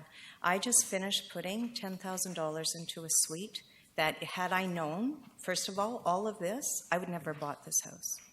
So I just upgraded. I'm on the corner of Rose Hill and Hawley. I try to keep a nice, reputable place on that corner, and I feel like I'm backed up against a rock and a hard place. So I don't even know where this goes from here. All I know is I was requested to be here, and I'm doing my due diligence. I'm very disappointed that I didn't get calls back from people that said that they would help me in answering questions on this process today. It is filed with Sandy Bartlett. He is helping me go through the legal proceedings of this. I do have a copy of the complaint that I have put in with the real estate board in Vancouver. Actually, Mike suggested that I go forward with all this, and one of the reasons being that I was very disappointed that none of this came out when I had the home inspected to begin with. And his comment to me was there is no legislation that governs people that do home inspections. So we pay money. We can't get a mortgage without a home inspection, but it's really not worth anything that's it's written on. And he says that he has offered workshops to have these people come and know what code is, but nobody shows up. So I thank you for this platform, actually, to be able to say something needs to be done about these so-called building inspectors that we need to have inspect our homes, but yet none of this shows up. Thank you very much for coming and filling us in on the background to this. I do have a couple of questions. If you would just stay where you are for a moment, please. Councillor Brennan. Thank you. Thank you for coming forward and telling us your story. That makes quite an impact, and I'm sure it does for you too. How much time do you think you need? You said you needed some extra time. So. I'm not sure what litigations are going to look like with the real estate board. Normally, litigations like to drag on in the hopes that people will eventually give up. I wish I could answer that. I don't know. Have you had that discussion with your lawyer to say, I'm going to City Council, I'm going to ask for additional time. Can you give me an idea of what I should ask them for? I know I'm almost certain you won't get years. No, I wasn't. I think looking, you're probably going to be asking for, in the 60s, 90 days kind of category. I wasn't looking for years. I think that would be unreasonable. Okay. But I don't know what the answer is. Okay, well, two things. Thank you for coming and telling your story, and thank you for using this opportunity to alert people about the problems that can happen. Thank you. I also have Councillor Hong. Thank you, Chair. Thank you for your presentation. I think you're a prime example of why we put Section 57s on houses. So when you go to a lawyer and they do a title search, a Section 57 is going to show up. Obviously, there hasn't been a Section 57 put on your house, so they wouldn't have caught it, right? And this is why we do Section 57, so people know that there was something done if they read what these things are on title. So my question to you is, you've already spent $10,000. You said it's going to cost $5,000 to do the required upgrades to get this to code. So is your house a duplex, or is it a single resident house? What is your house exactly? The city says there is no such thing as an up-down duplex. It doesn't look anything like a duplex. So your right now is an R1, a single residential, and then you just want to put a suite on it. So you've already said you've put $10,000 into it. It's going to cost you $5,000 to go forward. My question is, were you going to go forward anyway, even if you didn't win the arbitration or the legal battle with the real estate board? Like, what was your end goal? I don't have a choice but to go forward with it. My end goal is to have the real estate board have its insurance cover for misrepresentation of the house, because the house was listed as an up-down duplex and it is listed as multifamily zoned.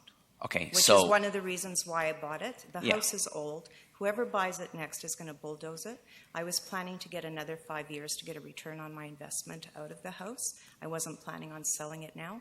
Had I known all of this, I wouldn't even have touched it. Yeah, and I completely understand that. So from our perspective, you don't really need any more time. If I were you, put the $5,000 in according to get a building permit, do the work, rent it out, make some money. I already do have it rented out. So. And I don't have access to $5,000. So that is the problem then. So you don't have the money. So the amount of time that it's going to take for arbitration, like I said, we don't know. I think we haven't heard of any cases or anybody's emailed back to us that said, hey, we successfully beat the real estate board and it took so and so many months or years.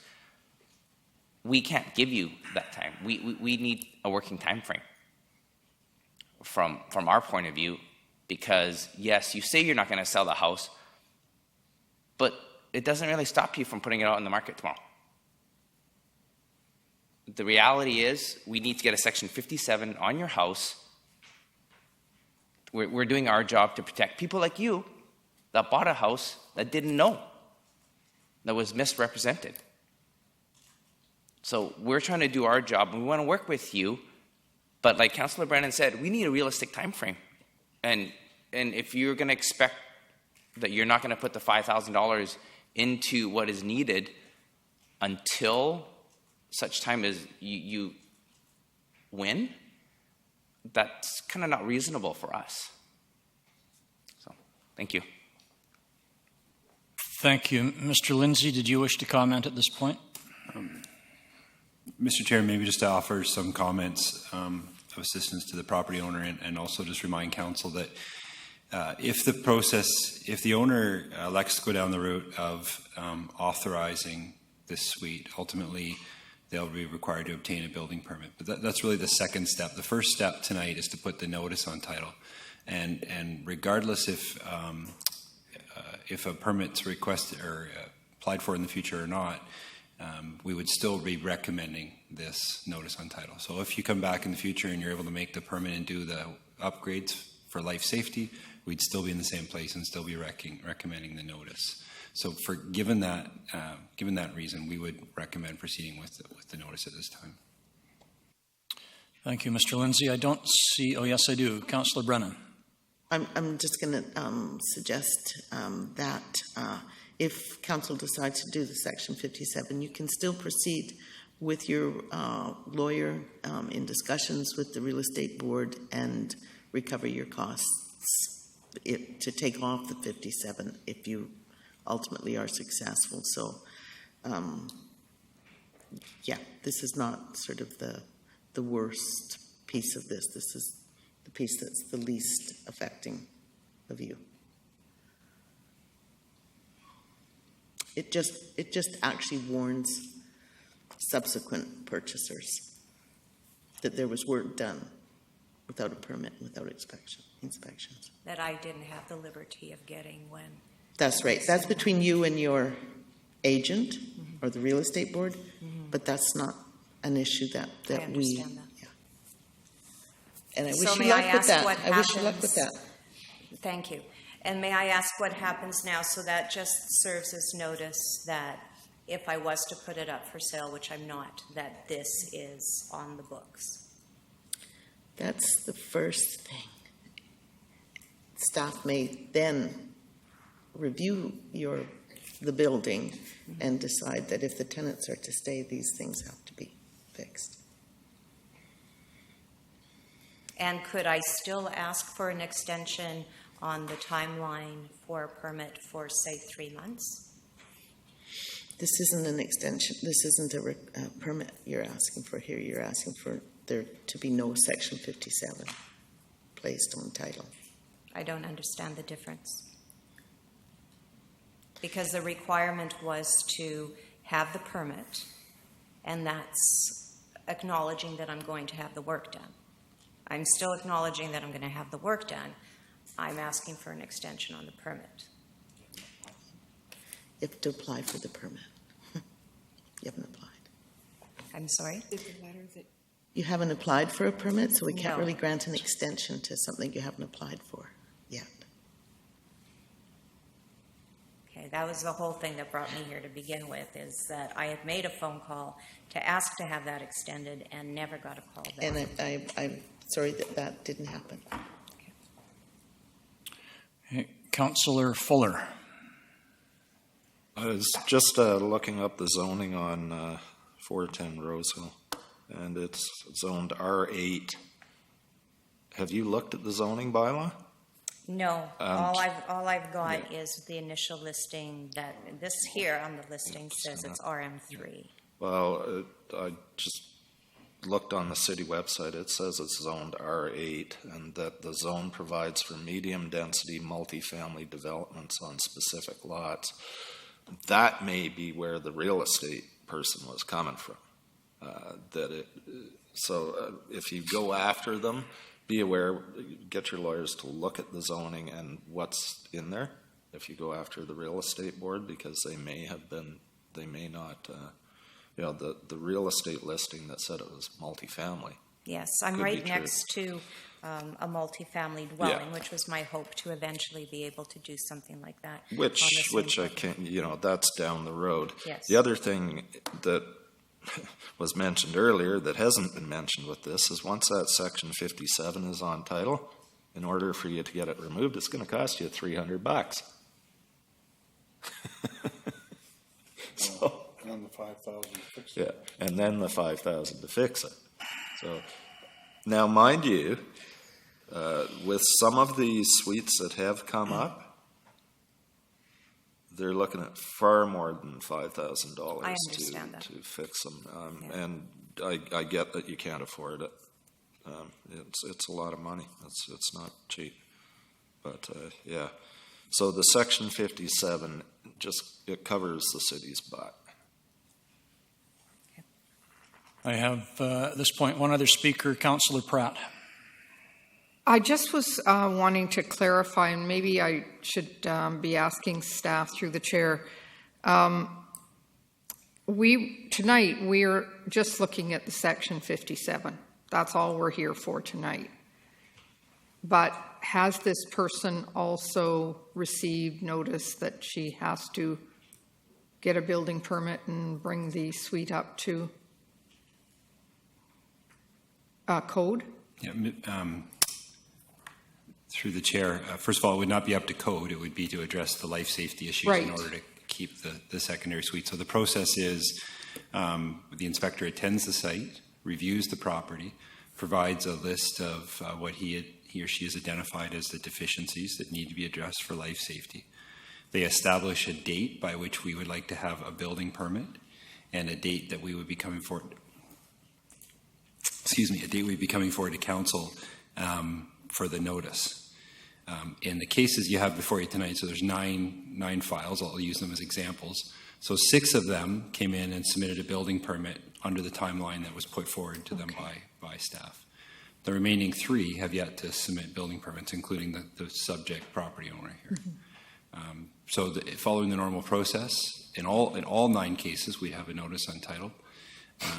But the hope would be that the property owners would all come in for building permits, address those life safety issues. The notice on title would remain, and it would be noted as a safe, authorized suite. And once she has a building permit to do this work, how long does she have to complete it? Technically, there's no need to call for an inspection for this first 6 months, but when we're dealing with life safety issues in suites, we certainly encourage people to move quickly with their works. Okay, thank you. Thank you. I see no further questions of the delegation. Thank you very much, ma'am. Thank you. Move receipt. Councillor Kipp, Councillor Pratt seconding. All in favor? Opposed? Carried. Thank you. I'm going to ask for a second time if there is anybody else wishing to speak to 410 Rose Hill. And just in case, for a third time, 410 Rose Hill. And we have one other address, and that is 5816 Tweedsmuir Crescent, authorized secondary suite. Is there anybody here wishing to speak to 5816 Tweedsmuir? For a second time, 5816 Tweedsmuir. And third and final call, 5816 Tweedsmuir. Seeing no one. Thank you. So we have a staff recommendation, and I would look for a motion. Councillor Hong. Staff recommendation. Seconder, Councillor Pratt. Any discussion? I'm seeing none, so I will call the question on the motion to accept the staff recommendation. All in favor? Opposed? Carried. Thank you. Item 9J, British Columbia Housing Management Commission, option holder agreement for 1406 Bowen Road. Purpose is to obtain council approval to enter into an option holder agreement with the Nanaimo Aboriginal Centre and the British Columbia Housing Management Commission for lands located at 1406 Bowen Road. And we have a delegation, Mr. Chris Beaton from the Nanaimo Aboriginal Centre. Mr. Beaton, if you would be so kind as to give us your name and place of residence. Good evening. My name is Chris Beaton. I live on Southampton Road in Nanaimo. Thank you. I want to begin by recognizing the traditional territory of this Nanaimo First Nation. I am here this evening to speak in favor of the staff recommendation to enter into an option holder agreement with Nanaimo Aboriginal Centre and the BC Housing Management Corporation. Further, I would like to provide Council with a brief update on the progress being made on the 25-unit affordable family housing project. We have secured $213,000 in project development funds from BC Housing, and if Council approves the staff recommendations on the agenda this evening, we will have full access to those funds in the coming days. BC Housing has provided preliminary project approval for a $6.9 million capital budget that includes a $4.7 million contribution, or up to a $4.7 million contribution from BC Housing. I'd like to remind Council that just a year ago, BC Housing stated there was no capital funding available for this project. Our project has undergone 3 costing exercises and remains at or below the capital budget that received preliminary project approval from BC Housing. The project team has made application for a development permit and has met with the Design Panel Committee. With approval from Council this evening and with full access to the approved project development funds from BC Housing, we will make a building permit application in the next 3 weeks. We would hope to begin construction in November. None of the progress we have made on this project would have been possible without the support of this City Council and a number of City staff. And I'd like to say haichka to everybody involved so far. Thank you, Mr. Beeden, and congratulations to you on your efforts in this project. Are there any questions of the delegation? I am seeing none. Thank you, sir. Motion to receive. Thank you, Councillor Hong. Councillor Kipp seconding. All in favor? Opposed? Carried. Staff recommendation is moved by Councillor Kipp, seconded Councillor Brennan. Discussion? Call the question then. All in favor? Opposed? Carried. Thank you. We're at item 9K, Advisory Committee Commission Minutes. The minutes from the Grant Advisory Committee meeting held February 17th of 2016. I will move. Move to accept the minutes. Councillor Pratt, thank you. Councillor Hong seconding. Any discussion? Call the question. All in favor? Opposed? Carried. Thank you. Now we move to item number 10, bylaws with no accompanying report. Financial Plan Amendment Bylaw 2016 number 7222.02. 7222.02 to amend the 2016-2020 financial plan, pass first reading. Thank you, Councillor Kipp. Seconded, Councillor Hong. Discussion. All in favor? Opposed? Carried. Move the financial plan amendment bylaw 2016 number 7222.02 pass second reading. Seconded by Councillor Hong. Thank you. Discussion. All in favor? Opposed? Carried.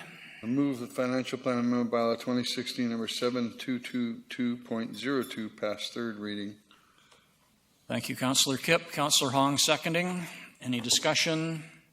Call the question then. All in favor? Opposed? Carried. Thank you.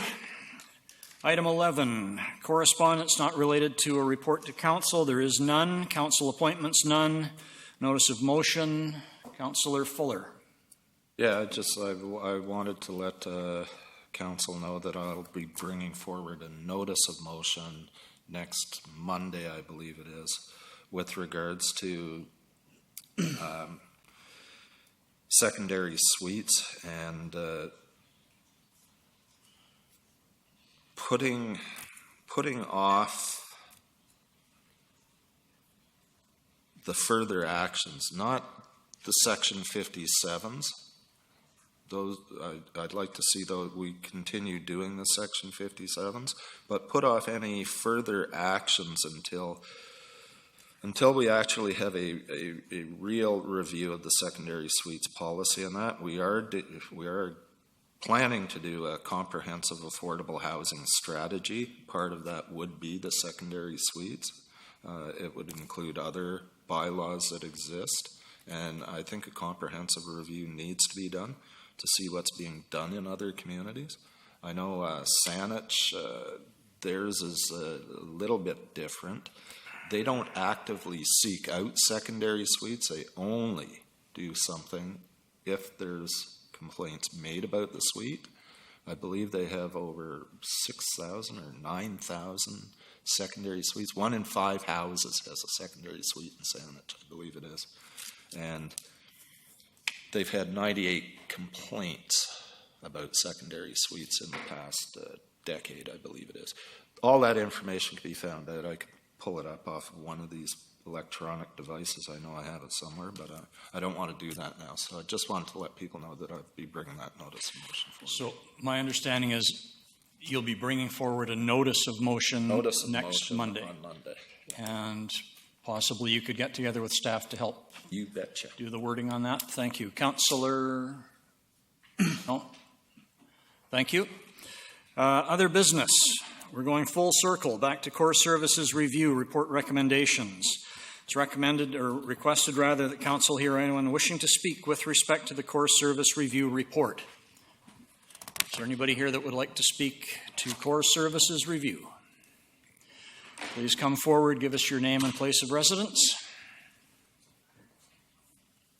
Robert Fuller, 3350 Hammond Bay Road. This question has to do with community partnerships.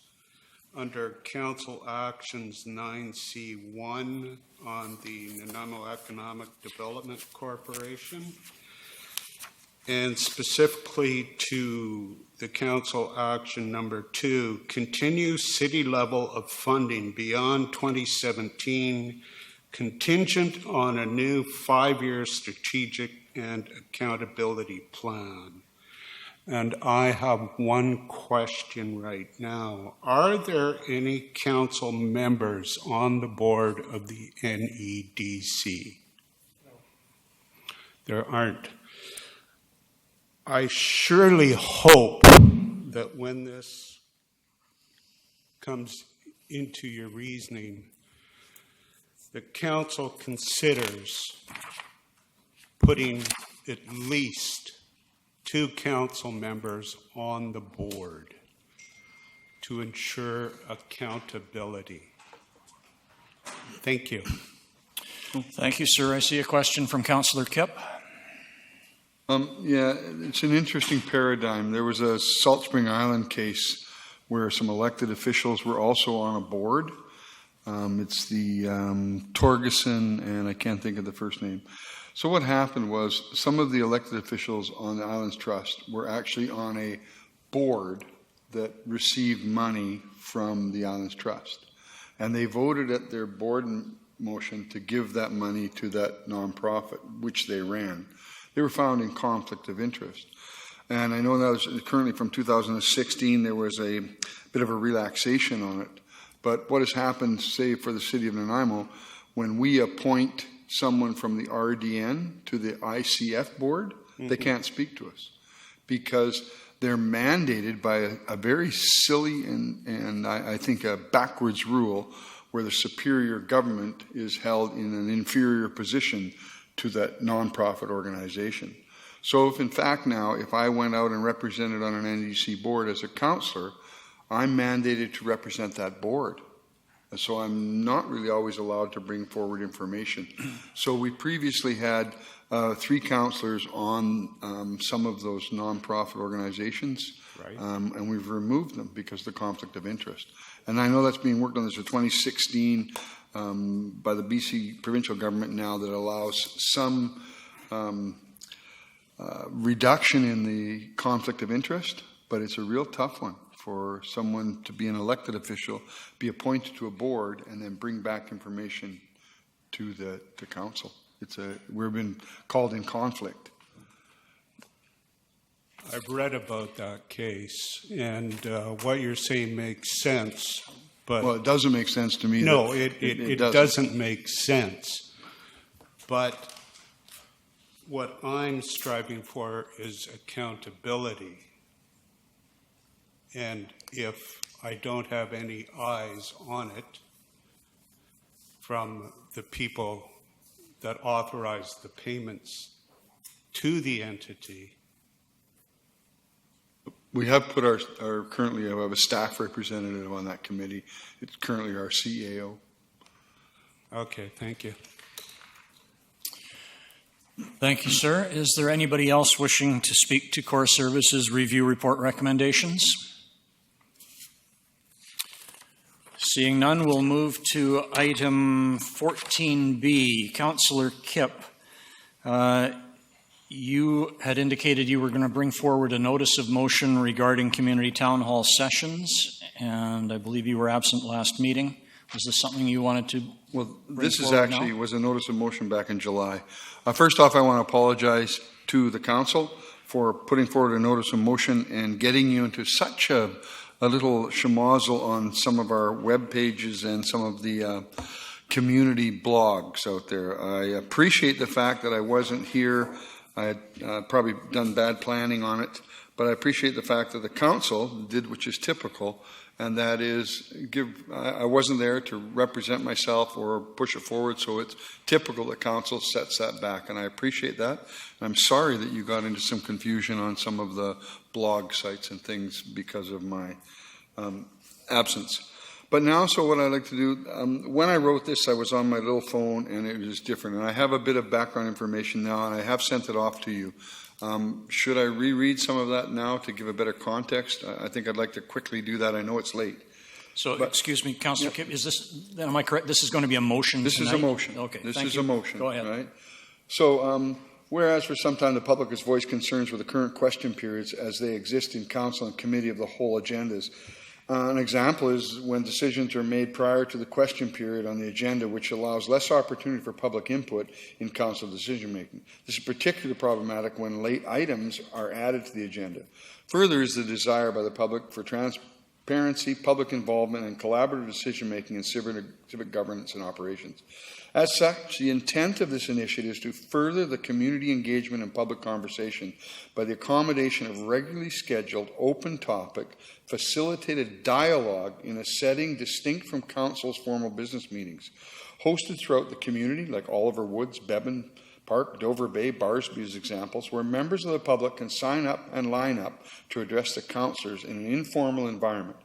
Open topic dialogue in a comfortable atmosphere, facilitating the passion and angst associated with community issues and public speaking, creating opportunity for John and Jane Doe, the public's voice, early and often before decision-making will help move towards better governance and more dialogue. I would hope that all procedural requirements must be met, and I ask for a report from staff on starting and hosting of community engagement and public conversation sessions on a 3-month schedule, and hope for a January 2017 first session. To assist in the development, an ad hoc committee of council, staff, and public be struck to develop the format, schedule, and launch for the initiative. I suggest a follow-up after 4 sessions with a review to evaluate the success, participation, and accomplishments of the engagement. Further to that, I've had some other questions, and I prefer that it's public attendance at this issue at the meeting. The e-town hall format that we had tonight facilitates the sort of electric medium of communication that the city uses. Today, people didn't have to be here. For these sessions, like a speakeasy, I would like to see the public in front of us. And my preference would be a minimum of 3 councillors be present on a rotating schedule, limiting what has been termed campaigning. Like tonight, I felt, I noticed down, it was so hard not to talk about the subjects. So what I would suggest on this is a bit of open dialogue, but the council doesn't have to answer the questions that evening. We're there to listen, there to represent council and the will of council when we are there at that meeting. And facilitating timed background statement and a question would best, in my humble opinion, be done by someone other than the council or staff, so having an independent person facilitating. So what my motion is for today is that council ask staff for a report on starting and hosting of the community engagement and public conversation sessions. Seconded by Councillor Brennan. Discussion on that motion then. Councillor Fuller. Yeah, I'd really like to see this happen. It is something that, not as a promise, like some of these online blogs talk about, But it was something I wanted to see when I ran for council. I'd like to, I believe I said 4 or 5 town hall type meetings held in different areas. I'd like to see one of them held on Protection Island. Protection Island is a part of the community, and you don't very often get them coming over here because they have to take their boats back or the ferry back. And having one on Protection Island would give them a voice. And they deserve to have that voice. So I'm going to support the motion. I like the idea of hearing from the public. And you know, if all of the councillors can't show up, they can't show up. But if most of the councillors can, that'd be great, because I think we need more opportunities to hear from the public. The e-town hall thing is okay. But something like this would be far better, because it would be that face-to-face engagement. No twittering and tweeting. Thank you. Councillor Bestwick. Thank you. So if I understand this correctly, then this is asking staff to create a report on how this would roll out or play out. And as the ask of the report to provide agendas, dates, posted in locations in advance, hours of when they're going to take place, recording secretaries, staff in attendance or just councillors. And I know that the conversation has been a coffee, casual, reach out, if you will. And I heard you say that not for us to get into any dialogue or conversation, but just simply hear what people have to say. I can't imagine anybody at this table, not myself included, not having something to say and it becoming a opportunity for other things to happen. And I know that and I know that the majority of this council has seen many of my emails that say I'm quite happy to meet you for coffee anytime, any place, anywhere. And I'll continue to do that. But for me to now commit, and it doesn't sound like a lot, it's kind of like 1% on a big number, it doesn't sound like a lot. So now I'll likely, if I don't show up to these things, now I'm going to be, and if it was happened to be the one at Protection Island or the one that's at wherever it is, so I can imagine everybody is going to all of them and not on a rotating basis of 3 because nobody's going to be told that they can't go. So now we add 4 more meetings with staff and agendas and recorded minutes and being careful about what we said in an informal environment. I can just imagine, like, do I think, so I don't know if I can commit myself even to knowing that staff just gave us a spreadsheet the other day of 106 reports that are in waiting. So this will be 107. I think we should all go out and have coffee with the community every chance we get. And I think everybody out there that's watching on TV and that was here tonight should call us anytime they want and go sit down and express their concerns or issues one-on-one or 3 or whatever they want to do. So in theory, it sounds great, but I'm concerned that it's going to be something more than it's intended to be. Thank you. Councillor Kipp. I can't agree more that things have the ability to expand and create their own entities and encompass a lot of things. More to mind, it's just the ability to give. I mean, you can, that old adage, you can take a horse to water, but you can't make it drink. And that's why I've recommended after 4 sessions to review and evaluate the success, the participation, and the accomplishments of these type of engagements. I guess for me, the public has asked for them. Even Mr. Taylor gets mad at me during some of the question periods late at night. They would get tired, and I think that's where people have had their concerns. And I know one of the ones we had I'm not certain what election it was at Bevan Park. It was hosted by some people, and we sat up there, and there was open dialogue. It was moderated, and people, a few councillors were pulled up, and they sat there for a while and answered some questions and that. And I think if we're tasked to do it, and there's 3 people as an ad hoc committee that represent council there, and you're there to listen and to answer, but most of the questions would be answered. And a lot of the time, it's the public engaging in that dialogue. Typically what we have here is a monologue where someone talks, and then I answer them back with my purpose. And what I'm hoping for is some way to facilitate more open dialogue, getting the public involved. Having it moderated by something else. And I say facilitated more than moderated, and a controlled passion. A lot of people are afraid to get up in front of us and talk. And if they can come in a group to a place close to their home, I think it makes it just another ability for us to add input. So that's all I can say at 10 to 11, after a month and a half of you waiting. Thank you for your patience. Thank you. Councillor Fuller. And on it already. No. But it is an idea. You look what we did tonight. We had an e-town hall and then a council meeting. Why can't we have council meetings in other areas of the city as well? That would encourage people to come out to council meetings. You combine it with the town hall. It could be something to be looked at in the report. I don't know. It's just a thought. I do like the idea of meeting people for coffee, but I know that can get pretty expensive, so I could just see next year if everybody takes us up on the coffee. I can just see the stuff coming on social media about so-and-so did coffee for 56 times and billed the taxpayer for it.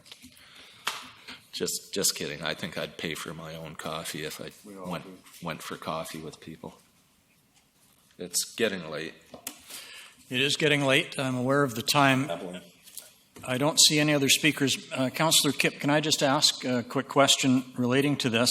Would you see your proposal as part of the suggested council procedure bylaw review in terms of how we deal with question period? And it seems to me it relates to it. That's where originally it was thought of the procedural review process that would be considered and look at how it would be hosted. So I'd like a report of whether staff feels it fits into that category and that too. Okay, thank you. Councillor Fuller, are you on again, or did I just not take you off? Thank you. I see no other speakers. Did we wish the motion read again, Council, or are we okay with it? I'm sensing we're okay. Thank you, Acting Chair. The motion's slightly different than that in the agenda, so if you would like me to read it back to him, Thank you. That might be a wise idea. That staff report back to Council on starting and hosting a community engagement and public conversation sessions. That we look at a 3-month schedule for hope. The wording will be a little bit better in the actual motion, but because I'm just trying to reword it as I talk. But for starting in January 2017 with the first session, the report would also include the how to assist and develop an ad hoc committee of council, staff, and public to be struck to develop the format, schedule, and launch for the initiative. And then a follow-up after 4 sessions with a review to evaluate the success, participation, and accomplishments of the engagements. Does that sound okay? All right, thank you. Is there any other discussion before I call the question on that motion? Seeing none, all in favor? Opposed? Motion carries. Thank you. And that brings us to item 15, question period. Speaking of question period, anybody for question period? See if we can maybe try to wrap this up by 11. Shouldn't take long. Can we get your name and place of residence? Les Barkley, Nanaimo. I wanted to save this for question period. For one reason, to make a point, and I gave Bruni time to ask a question in in the e-forum. I felt Council was very quotable tonight. I'll go back and catch these. Councillor Hong said it's the nature of the beast, and Councillor Brennan made a very important statement that so long as it doesn't get out of whack. And so my question here is in regards to the Core Services Review, page 60 and page 61. So to say that it doesn't get out of whack, and yet we have benefits to staff and to management growing at 57% over 10 years, at 35% over 5 years. We have the costs that have increased, wage costs at 51% over 10 years and 24% over the last 5 years. So where this leads to two questions I have for staff. One is, Now we have decreased from this 5% per year to a more realistic, I guess if we're using that term, 2.5%, which was the agreement made with the firefighters last year. So 2.5% is certainly better than 5%. However, it's much more than most other public sector workers, including myself up at VIU, get.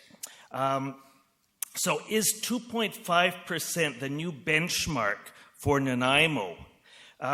Looking at page 60 of the Core Services Review, the difference between what I would call a realistic 1.5% and 2.5% would amount to $600,000 per year. So Council is looking at, on the Core Services Review, the 3-month closure of Beban Pool, which is $300,000. That's only half of this.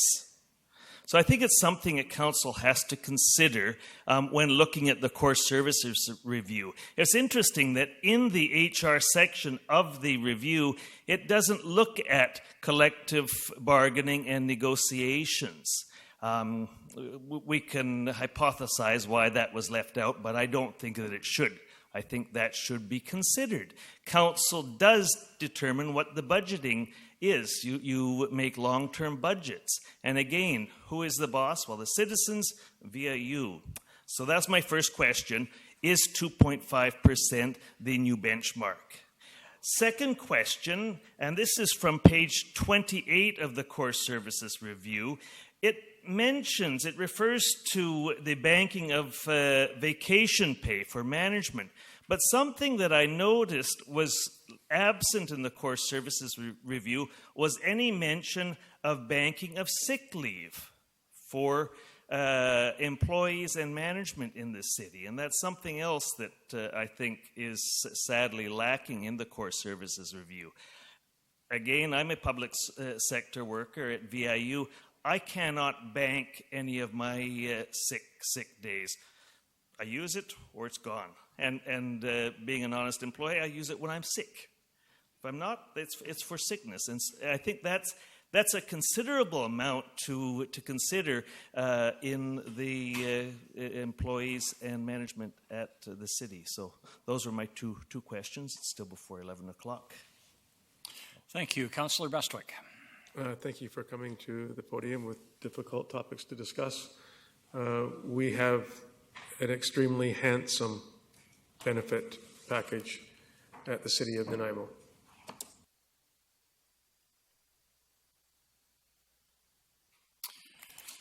Councillor Hong. Thank you for coming, Les. You didn't have to wait all the way to the end for question period. 14A, Core Services Review recommendations. You actually had a chance to speak at that point too.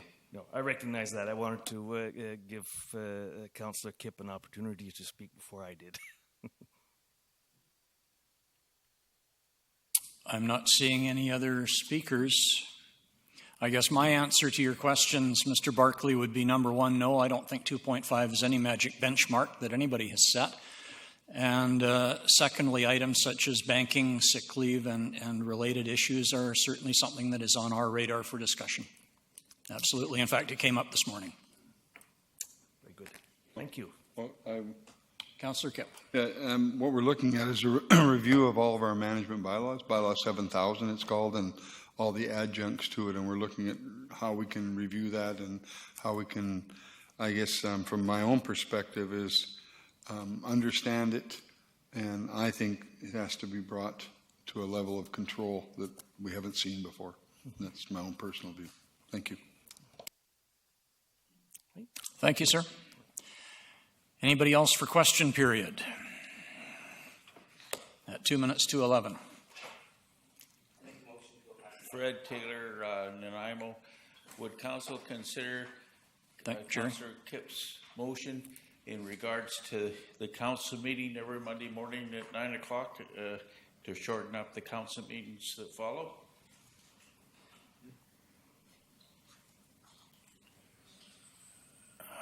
I'm sorry, I didn't get the. Oh, the briefing. It's not a council meeting. Okay. Thanks, Mr. Taylor. Seeing nobody else for question period, I'll certainly entertain a motion to adjourn. Oh, sorry. Okay, Chair, could we just Councillor. have a motion Yeah. first to move past Councillor 11? Hong, until- now that's needed. Thank you. Motion to go past 11 p.m. Second, Councillor Kipp. All in favor? Opposed? Carried. Carried with great enthusiasm. Okay. Regarding, my name is Rob Dudresco. I live at 6008 Nelson Road. Regarding the development of 244 Selby Street, the Zorkin Group, I'm manager at the Oxy Liquor Store, and I really like what they've done. They've done a great job. They've helped the neighborhood out and all that. It's all good.